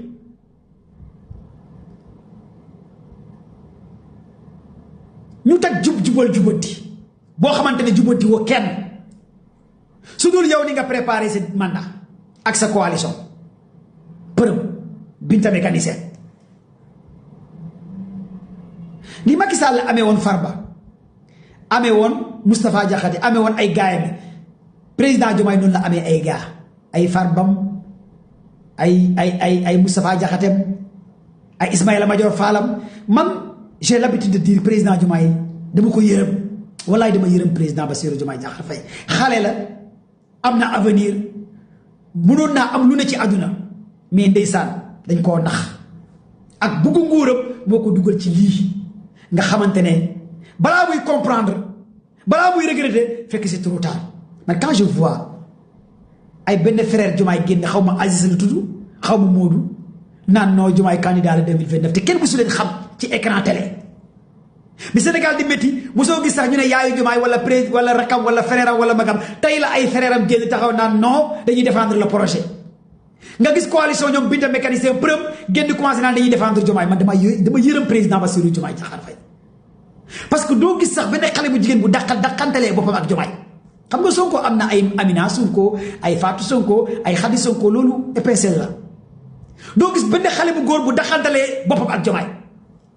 man de gisaguma kenn ko jur doomam sax ne président lañ ko tuddee gisaguma ko Sénégal kon président loolu kese waroon na ko xool jàngal ko mu ne ah nekk naa fi 2 ans président aw ma fi turandoo kon naa xam ne Sénégal réew mi bëgguñ ma nekk naa fi 2 ans gis naa benn xale bu jigéen tuddeewu ma boppam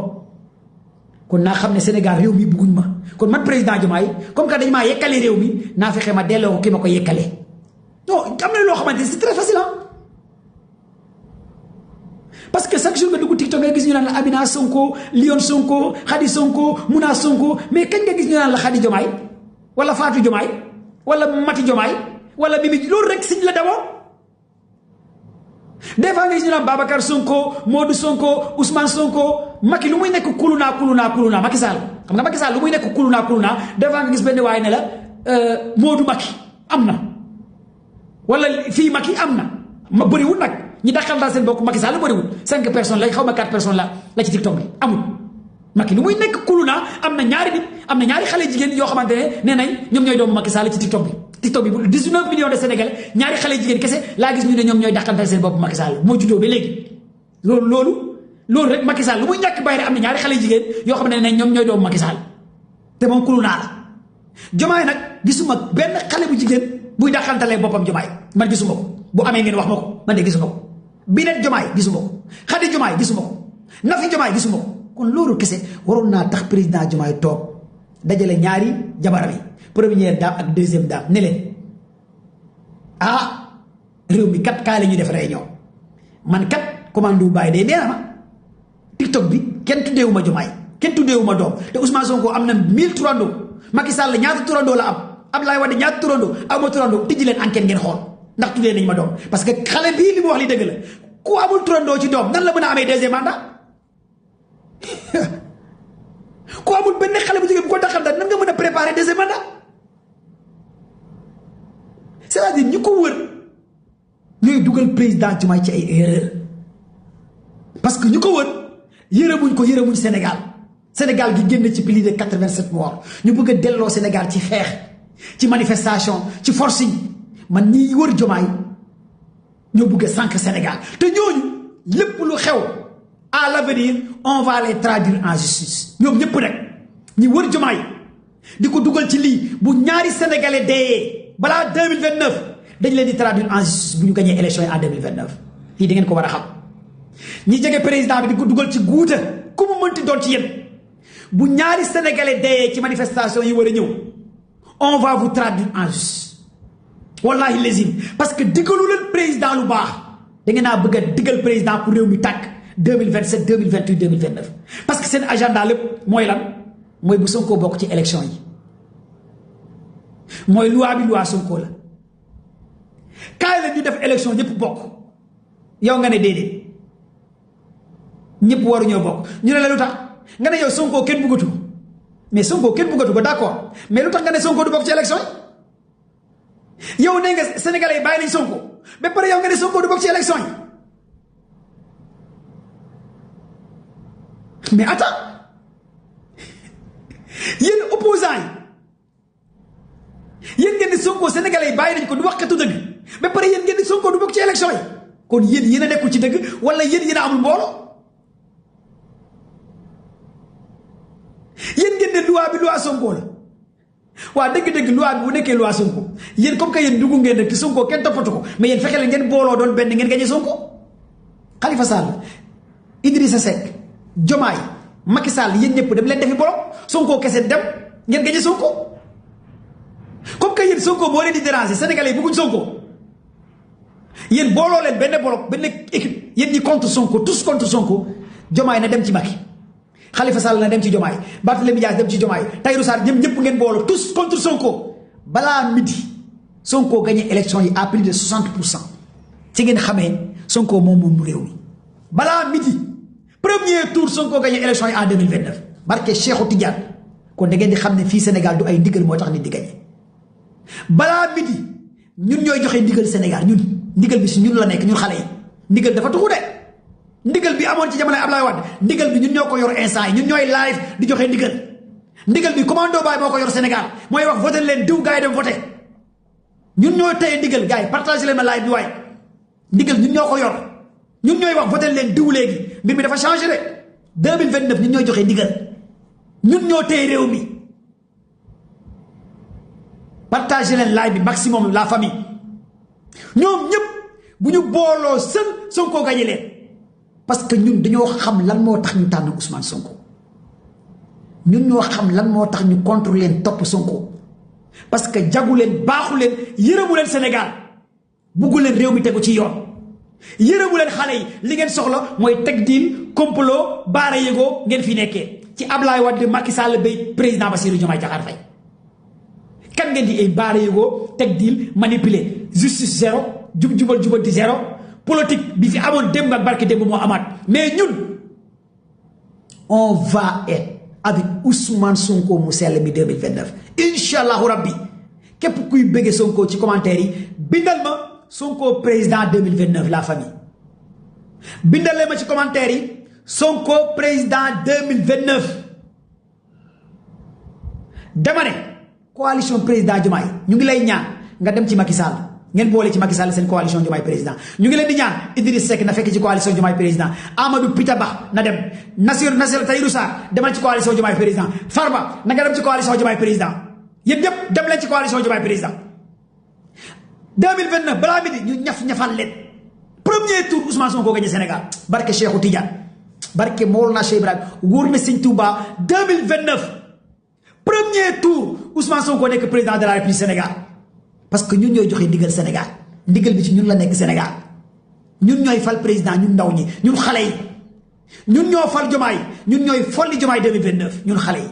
ñun ñoo faloon Macky ñun xale yi ñooy folli Macky ndigal bi ci xale yi yéen a ko moom la jeunesse sénégalaise yéen a téye ndigal li la jeunesse sénégalaise yéen bu ngeen añee du ngeen reer bu ngeen reeree du ngeen ndékki la jeunesse sénégalaise yéen a dugg ci kaso yéen la ñuy tëj la jeunesse sénégalaise yéen la ñuy complot du ngeen gis ñu tëj les fonctionnaires milliardaires gisu leen fenn yoon fu ñu tëj benn marabu gisu leen fenn yoon fu ñu tëj ay politiciens kon yéen ndaw ñi yéen a war a libérer Sénégal en 2029 ngeen fal Ousmane Sonko mu sell bi wax leen commando Baye yàlla nga fi yàgg te wér bindal leen ma ko ci commentaire yi borom ndigal bi commando Baye la man maay joxe ndigal 2029 ki ngeen di votel man la ak yéen xale yi ndaw ñi yéenay fal keneen du leen wax kan ngeen di fal ku dul mu ñun parce que ñun ñooy feebar ñun ñooy am crise ñun ñooy añ te duñu reer ñun ñooy dem hôpital duñu am lu ñu fajoo ñun la de ñun ñoo tëdd Rëbës ñun ñoo nekk Cap Manuel ñun ñoo nekk ci prison yi ñun xale yi ñun la ñuy tëj mais politiciens yi kenn du leen tëj sëriñ si kenn du leen tëj homme d'affaires yi kenn du leen tëj parce que ñooñu sont des intouchables dans ce pays mais yéen xale yi lañuy yéenay dee ci kaso yi yéen xale yi góor yi la ñuy tëj yéen xale yi jigéen yi la ñuy tëj yéen ndaw ñi la ñuy tëj yéen baadoolo yi la ñuy tëj kon yéen nag lu leen di sauver pour Sénégal tegu ci dëgg mooy falku sell ki Ousmane Sonko ngeen am fulla ak fayda ngeen xam li ngeen bëgg ngeen jëli li ngeen bëgg ragal yab yàlla la te ku ànd ak Ousmane Sonko doo nekk ragal yab yàlla la te ku ànd ak Ousmane Sonko waroo nekk tapet te Sénégal ñun ñoo ko moom 2029 incha allahu rabbi ndigal bi ci xale yi lay bàyyee ko yéen xale yéenay joxe ndigal yéen kese la nag dong képp parce que yéen bu ngeen añee du ngeen reer yéenay dee ci kaso yi yéen xale yi yéen a xam réew mi métti na yéen xale yi yéen a gis ñuy sàcc alalu Sénégal ñuy libéré sàcc yi te mënu leen ci dara ku wax ñu tëj ko yéen xale yi yéen a gis politiciens yi di complot seen biir di booloo seen biir pour use leen pour nax leen pour utiliser leen yéen xale yi yéenay dee ci manifestation yi yéen xale yi yéenay dee ci prison yi yéen xale yi yéen la ñuy tëj 10 ans 15 ans 9 ans ci ay naxante ci ay teg deal ci ay viol ci corruption ci sàcc portable sàcc Jakarta ci agression mais politiciens yi sàcc milliards ñëpp libéré nañ leen politiciens yi sàcc ay milliards kenn du leen tëj Sénégal marabout yi kenn du leen tëj Sénégal sëriñ si kenn du leen tëj Sénégal homme d'affaires yi kenn du leen tëj Sénégal mais jeunes yi ndaw ñi xale yi ku ci luubal benn téléphone portable nga dee ci kaso bi kenn du la faale su ngeen waxee ñu ne yéen xale yi da ngeen a xamadi yéen xale yi yéen a réew yéen a xamadi yéen ay sàcc yi yéen ay voleurs yéen ay triants yi kon yéen am leen fulla ak fayda yéen xale yi ngeen récupérer Sénégal en 2029 ngeen jëlee ko ci comploteurs yi ci élément de système yi ngeen teg Ousmane Sonko mu ñaf-ñafal ñu gaay yi parce que lii yëpp Sonko waxoon na ko kon donc nag la balle est dans notre camp dem leen bindu ji ci liste yi ngeen jëli seen carte électeur yi loolu mooy message bi parce que ñii nii moom il est temps que ñu raxas leen maa ngi ñaan yàlla nag ñu fekkee ko jàmm ak salaam 2029 yéen ñëpp na ngeen waajal seen bopp waajal Ousmane Sonko ngeen préparé seen bopp préparé Ousmane Sonko tàmbali ci Sonko yem ci moom bindale ma ko ci commentaire yi tàmbali ci Ousmane Sonko yem ci moom ñëpp nañ dem ci coalition Diomaye Ko Diatta ñoom ñëpp nee naa Macky Sall na nga jàppale Diomaye yéen waa APR jàppale leen Diomaye Amadou Pitaba demal jàppale Diomaye Farba demal jàppale Diomaye Tahirou Sarr damay jàpp ñun kese ñun xale yi nañ jàppale Ousmane Sonko rek ñun kese ak Sonko balaa mi di ñu ñaf-ñafal leen balaa mi di ñu wol leen ne réew mi ñun ñoo ko moom ñun ñooy borom digal la jeunesse sénégalaise ñun ñooy borom digal la jeunesse sénégalaise kon gars yi daf leen demandé yi ma jël leen balaa may tàmbali ci Sonko yem ci moom daf leen demandé yi ma jël leen balaa may arrêté live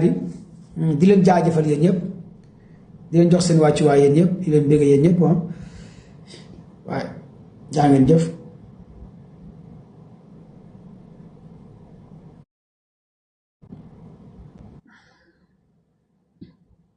salaamaaleykum.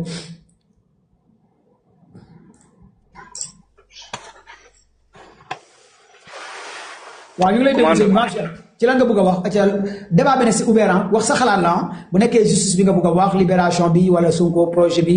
bon wax sa xalaat la ngeen wax seen point wala question bu bëgg a posé ci Mali bi genre mu ngeen naa dugg acca le débat est ouvert. maa ngi lay ziar gars yi ñëpp waaw di wax rek li xew Mali métti na mais ñu ngi leen di masu bu baax aussi di wax le di ñëw ci lu jëm ci wàllu Sénégal xamu ba xam ndax waa assemblée ndax lu voté nañu loi boo xam dina tax benn am de gouvernement bi ci ñi nga xam ne ñi ngi ci gouvernement bi mooy l'homme d'affaires yi ba ci président suñu demee ba tey ba nga xam ne seen mandat jeex na muy ministre président yi comme ni ko Macky Sall dafee woon ndax loolu mënati na nekk ndax maanaam bu ñu demee ba seen mandat jeex rek dañuy jël avion daw génn Sénégal bu fekkee ñu lubal suñu alal dañ koy yóbbaale sans dara comme ni ñu dal ci Macky Sall ak ministre yi ay ñoom Mame Mbaye Niang ñoom Mamour Diallo ba léegi nii suñu xaalis yi ñu wax ne ñoom ñoo ñu ko yaral ba léegi mënuñu leen a gis Sénégal et puis ñun amuñu suñu xaalis fan lañ ko dugal et tout est-ce que loolu mënuñu def benn loi boo xamante ne nii bu président boo xasee wàcc rek ak mbooleen ñu àndal kenn du génn Sénégal fekk defuñu audition ba noppi. loolu laa bëggoon a très bonne question bi ñu gagné élection présidentielle Sonko dafa waxoon Macky Sall bu mu génn Sénégal man maa leen ko jox live venda bu ñu gagné élection présidentielle Ousmane Sonko dafa décrété woon ne bu nañ tëj frontière bu kenn génn Sénégal mais parce que Sonko nekkoon président mais ki fi toog nekk président moo ne ko yow nekkoo président gars yi nañ génn mais Sonko dafa waxoon nañ gars yi toog même Macky Sall mii Sonko dafa waxoon bu mu bougé na dellu mbir mu ñu barricadé ko loolu foog ngeen xam ko kon nag donc pour régler problème bi. bu nekk loi mu ñàkk a nekk loi bés bu Sonko gagné 2029 kenn du génne Sénégal loolu moom na yem ni midi loolu moom jarul sax ay loi problème bi kay mooy keneen ku dul Sonko bés bu gagné moom gars yi dañuy génn parce que ñoom ñëppay sàcc rek sàcc moom bu faloo dina bàyyi sàcc yi génn kii waa ji sàcc bu faloo dina bàyyi yeneen sàcc yi génn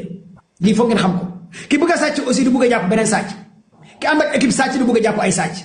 mais ku mel ni Sonko bu gagné élection yi 2029 kenn du génn Sénégal kon yéen ñëpp li ngeen war a focus mooy na Sonko génn ne Sonko falu 2029 nga xam ne bés bu gañee ñun ñooy tëj Sénégal keneen du tëj Sénégal ñun ñoo koy tëjee suñu bopp lii kese la. d'accord merci je vous remercie. ok merci loolu moom dafa war a la Sonko dafa waxoon Macky bu mu génn. waaw maam Cheikh ñu ngi lay ziyaare. Adi vas-y. alors man lenn rek laa amoon lu may wax. mooy Sénégal moom yàlla def nañu Sonko nekk na ci xol yi ba pare te loolu dara dootu ko dindi. yenn ci Sénégal yi bu ñu xamul Sonko li ko yàlla def ñenn ci Sénégal yi xam nañ ni Sonko xam nañ ñi nangu dëgg xam nañ ni yàlla am na lu mu def Sonko te ñun tamit xam nañ ni Sonko bëgg na Sénégal te am na fu mu bëgg yóbbu Sénégal loolu moom leer nañu nañ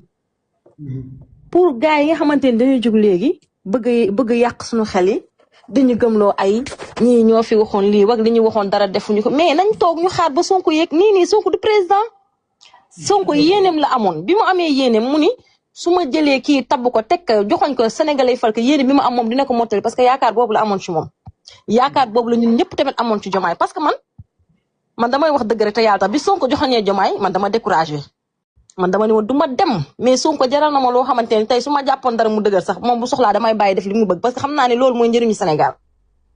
mais nañu bàyyi tamit di jaxase débat bi ak di jaxase bopp nit ñi naan kii lii la fi waxoon ak Sonko lii la fi waxoon def fii ni mais kii waxoon dañuy bàyyi ba mu yéeg bu yéegee lim ñu waxoon def ko bu boobaa ñun ñu xam nan nañuy def ak Sonko parce que tamit suñu carte ñun ñoo ko moom suñu carte électeur ñun ñoo ko moom nañ dalal xel ñu xam ne kenn mënul wax ci àdduna loo xamante ni ñun dina tax ñu bàyyi Ousmane Sonko déedéet ñi gëm projet bi dëgg gëm Sénégal dëgg kenn mënul wax a wax ba nga xamante ne dañuy bàyyi Ousmane Sonko loolu nit mënu ko nañ noppalu ku bëgg Sénégal billahi wal kitab barki Cheikh Ahmed Tidiane Chérif ku bëgg Sénégal dëgg di nga bëgg Ousmane Sonko ku ko bëggul rek bëggoo Sénégal képp koo xamante ni bëggul Sonko non kooku bëggul Sénégal wala amul dara Sénégal wala yaakaaru fi am dara faut se dire la vérité quand même boo bëggee Sénégal dëgg wallahi di nga bëgg Sonko parce que nag soo demee si wasama zaatul buruj yàlla mi ngi wax foofu dina am ay yoo xamante ne suñu borom mi ngi fay wax di wax ni man yàlla man maay def lu ma neex laay def man sama borom. gars yi may leen ko ay kër waaye xadi wala yàlla mi ngi naan yàlla suñu borom mi ngi naan fa xaalul lima yurid nan gëm loolu moom yàlla bu koy wax. suñu borom may leen ko ay kër waaye. suñu borom dafa xam suñu borom dafa xam. doomu aadama moo tax yàlla suy wax ak ñun ci Alxuraan day imposer boppam pour ñu xam ne moom mooy yàlla te lu ko neex lay def te yàlla kenn du ne que ni ngay def. moo tax mu ne fa xaalul lima yurid man yàlla may xool lu ma neex ma def ko te li ka neex suñu borom xam nga mooy lan mooy jël na Sonko xool xol yu baax yi nga xamante ne dañuy dégg lu baax mu jël ko def ko ci xol yi jël Ousmane Sonko xool nopp yi nga xam ne dañuy déglu lu baax bëgg Sénégal ñuy déglu lu Ousmane Sonko wax ñu dégg lii kasa la loolu la ñu wutee gars yi dañu am nopp yu baax di déglu lu baax ñu am xol yu baax di bëgg lu baax. macha allah ku bëggul Sonko rek kooku war nga xoolaat sa bopp soo bëggul Sonko bëggoo Sénégal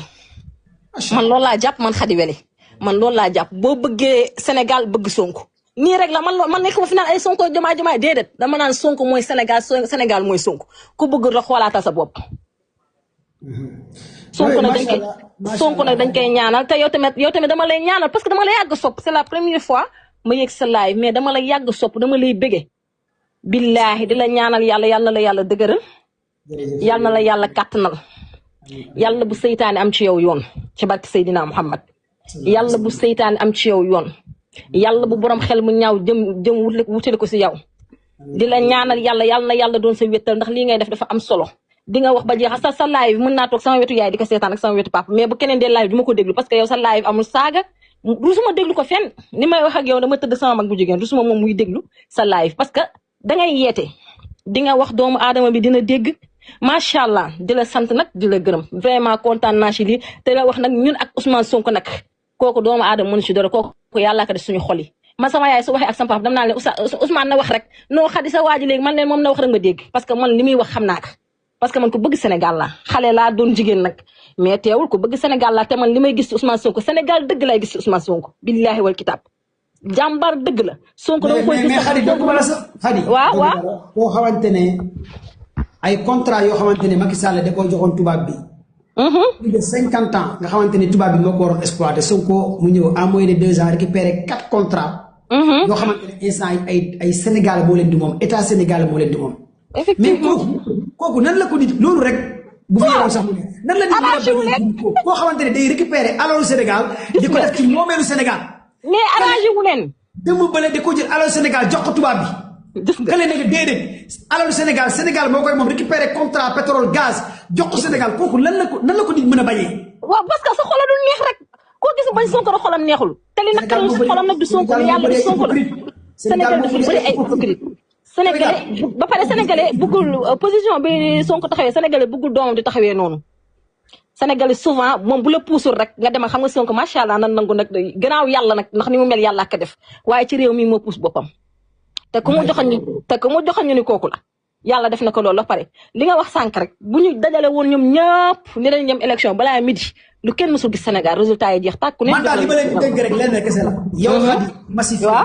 Daba massifié Amina Mama Yacine Fatima Keita Diop Sonko Awa man dama gëm képp koo xamante ne bëgg nga Sonko rek war nga mën a toog nga ne kat man dinaa jaayante plus de 50 personnes 20 personnes dinaa leen dugal ci Pastef wala dinaa leen utloo ay kat naa préparé Ousmane Sonko 2029 midi premier tour ñu ko loolu mooy agenda bi maanaam bëgg Sonko mooy jaayante liggéeyal Sonko maanaam bu nekk ay détail non li ñu nekk ak détail àndul sax est-ce que xam nga ni mënoo ànd ak Sonko ba pare di détail parce que moom détailul yow ki nga àndal moom détailul te ki nga àndal Sénégal la ànd te détail du yóbbu réew fenn kon xam nga yow waroo détail ñun duñu détail man damay dem xool ñoo xamante ne dañuy nekk di wax waa Sonko nii sama surtout samay famille dama leen di indi ba ngeen ñëw ni leen yaay ñun naa man leen nee déglu leen bu ma indee de sama yaay ni ma non Khady wax nga dëgg de xam nga man lii bàyyi ma sewoon man ko parce que yéen télé ngeen di seetaan duñu leen woon li nekk ci internet man maa leen indi ngeen xool li xew li Sonko di def man ma ma ne kenn du leen ko won parce que ay noonu Sonko effectivement ma ne ko parce que ay noonu Sonko ñoom moom télé ma ne ko ay noonu Sonko ñoom moom télé ku sa wujj di sëlam doo set dangay dem ci dangay dugg ci YouTube bi wala nga dugg ci TikTok ba nga xool li Sonko di liggéey Sonko dafa neex bëgg ku bëgg Sénégal rek nga set rek te bëgg sa réew rek billahi wal kitab boo gisee jëmm ji bëgg ko man Sonko dama koy xool samay bët taa parce que xam nga tax damay gis jëmm ji di xool ni kii ku bëgg Sénégal ngi nii ku sincère ku digne danga koy xool parfois sa xol laaj sa xol fees billahi wal kitab li may wax ni yàlla mooy sama seede te du ma wax lu ma gëmul baal ma jël keneen ma daal di sa micro après waaw d'accord waaw léegi bàyyi ma tëj micro ok merci beaucoup Daba ñëwal waaw commando siyaar naa la waaw ñu ngi lay bégg bu baax di siyaare soxna si wax léegi sama benn lanc bi moom sàqal mi na ko waxal na ma ko la ma bëggoon a wax si président Sonko tey Sonko suba Sonko gannaaw suba man nag dama bëgg a ñëw ci xàttekat yi Sénégal gis nga xàttekat yi Sénégal dafa am loo xam ne nii dara jaru ko ca Ablaye Wade bu Sénégal tàkkee xàttekat a ko tàkkal Mama Yacine tëjal si micro s'il te plaît Mama Yacine Abdou Diouf yaa ngi déranger bu Sénégal tàkkee xàttekat a ko tàkkal Macky Sall ba Sénégal tàkkee xàttekat a ko tàkkal te gëm naa ne Bassirou Diomaye Faye mii pare na pour tàkkaatal Sénégal ak xàttekat yi te gis nga ñi ñu bañ ñi bëgg danañ xàttekat yi danañ tàkkalaat Sénégal parce que nag cette fois-ci xam nga lu tax bi pas wala les bu ñu taalee Sénégal cette fois-ci di ko fekkee waaw déglu ma wax la man fi ma ko teg non bés bu ñu taalee Sénégal duñ ko fekkee ak képp ko ànd ñoom di ko fekkee man tamit man Daba maa la wax lii ma dama la maanaam xam nga la mos dolli la mais cette fois-ci bu ñu dof-dofloo ba taal Sénégal ñoom duñ ko fekkee keneen du ko fekkee dañu leen koy nettali waaw léegi nag rek ñu xool peut-être man du ma ko fekkee keneen du ko fekkee dëgg la xam nga fu ma ko teg waaw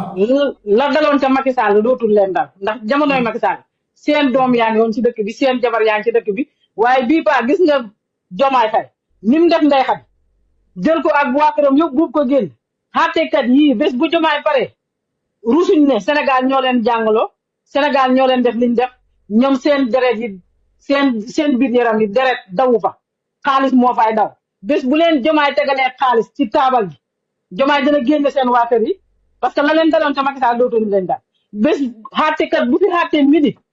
demi mu jël avion génn dëkk bi te lii nag fii lañ ko waxee te loolu la ñuy def parce que la leen daloon ca Macky Sall xam nañ ne bii paa buñ tàkkalee dëkk bi duñ ci mucc dañuy préparer Jomaay ni mu def Ndeye Khady noonu laa def xàttekat yi dana leen génne seen doom yi ñoom ñi si des bés buñ xàttee ba pare midi ñi génn dëkk bi parce que ñoom seen deret ak seen ngoro mayut leen ñi xàtte Sénégal yi ci jàmm mayut leen ne Sénégal yi dañoo sonn ci xàtte ay mag ñi toog fële rek di xàtte lu dul dëgg dégg nga di jël Sénégal di rey doomi jàmbur yi ñoom loolu seen yoon nekku ci nañ rey Sénégal yëpp waaye nañ leen tegal xaalis ci taabal ji lii rek lañ soxla te foofu lañ jëm ak moom nag parce que Jomaay mii ak anything moom pare na ko pour def ko loo xalaat rek pare na pour def parce que foofu la jëm ak ñun waaye nag ñu ngi koy xaar Sénégal moom dootoo fa teg tànk dégg nga te li may wax nag dama bëgg ne Tabaski Ngom nañ ko génne comme que génne nañ Farba Ngom nañ génne Tabaski Ngom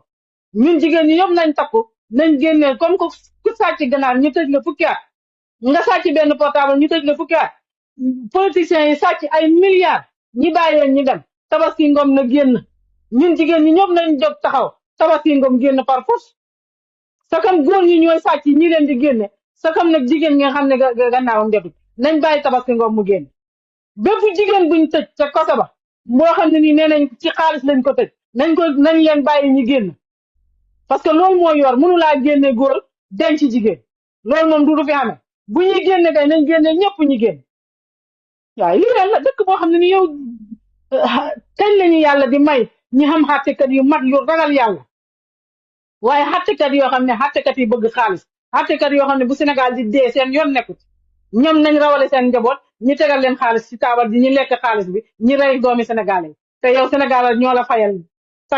taxi bi Sénégal di liggéey moom lañ la fayalee ca école ba ngay jàng nga pare lépp ñi dellu la fayati jox la salaire xutal la liggéey Sénégal xutal la liggéey dellu jàllar ba ko du la fayati salaire yow liggéeyuloo Sénégal dara ndax di dem di xàtte lu bon ñii de tëj doomi Sénégal yi di leen rey di leen def lu nekk ba léegi ngi du ngeen doyal ban saaru xàttekat la waa Sénégal xam te yéen seen baay ak seen ndey yi defaluñ leen dara Sénégal ñoo leen fayal ngeen jàng ñoo leen joxal daggal leen salaire ñoo leen daggal salaire di leen fay par weer ba pare liggéeyu leen Sénégal ndax di continuer di liggéeyal seen bopp man kay xam naa nit ki kay boo jëlee ci ñaqam ba ñaq wa sotti kay nga joxe teraanga nag nga xate dëgg te yàlla tax def dëgg te yàlla tax waaye fu Sénégal tàkkee rek ay siise ko tàkkee loolu ñun ñëpp war nañ ciy jox Sénégal nag ñun dañoo naar féq nag Sénégal dañoo bëgg nodd allahu akbar minute bu ne ñi ngay julli minute bu ne ñi ngay wirda minute bu ne ñi ngay allahu akbar te wax dëgg dafa jafe nañ wax xàttekat yi dëgg réew bu xamul xàttekat dëgg du fa ne te ci dëkk bu tas rek ci laay mujj li ne kon nañ ko baax nañ wax dëgg xàttekat yi fu Sénégal deexee rek xàttekat a xàttekat yoo xam ne nii seen xat xëpp na juróom-ñaar fukki at seen benn tànk gi ci bàmmeel benn baan ci xëdduna seen sët yaa ngi ci seen doom yaa ngi amu leen sax gàcc rusu leen ko sax ndax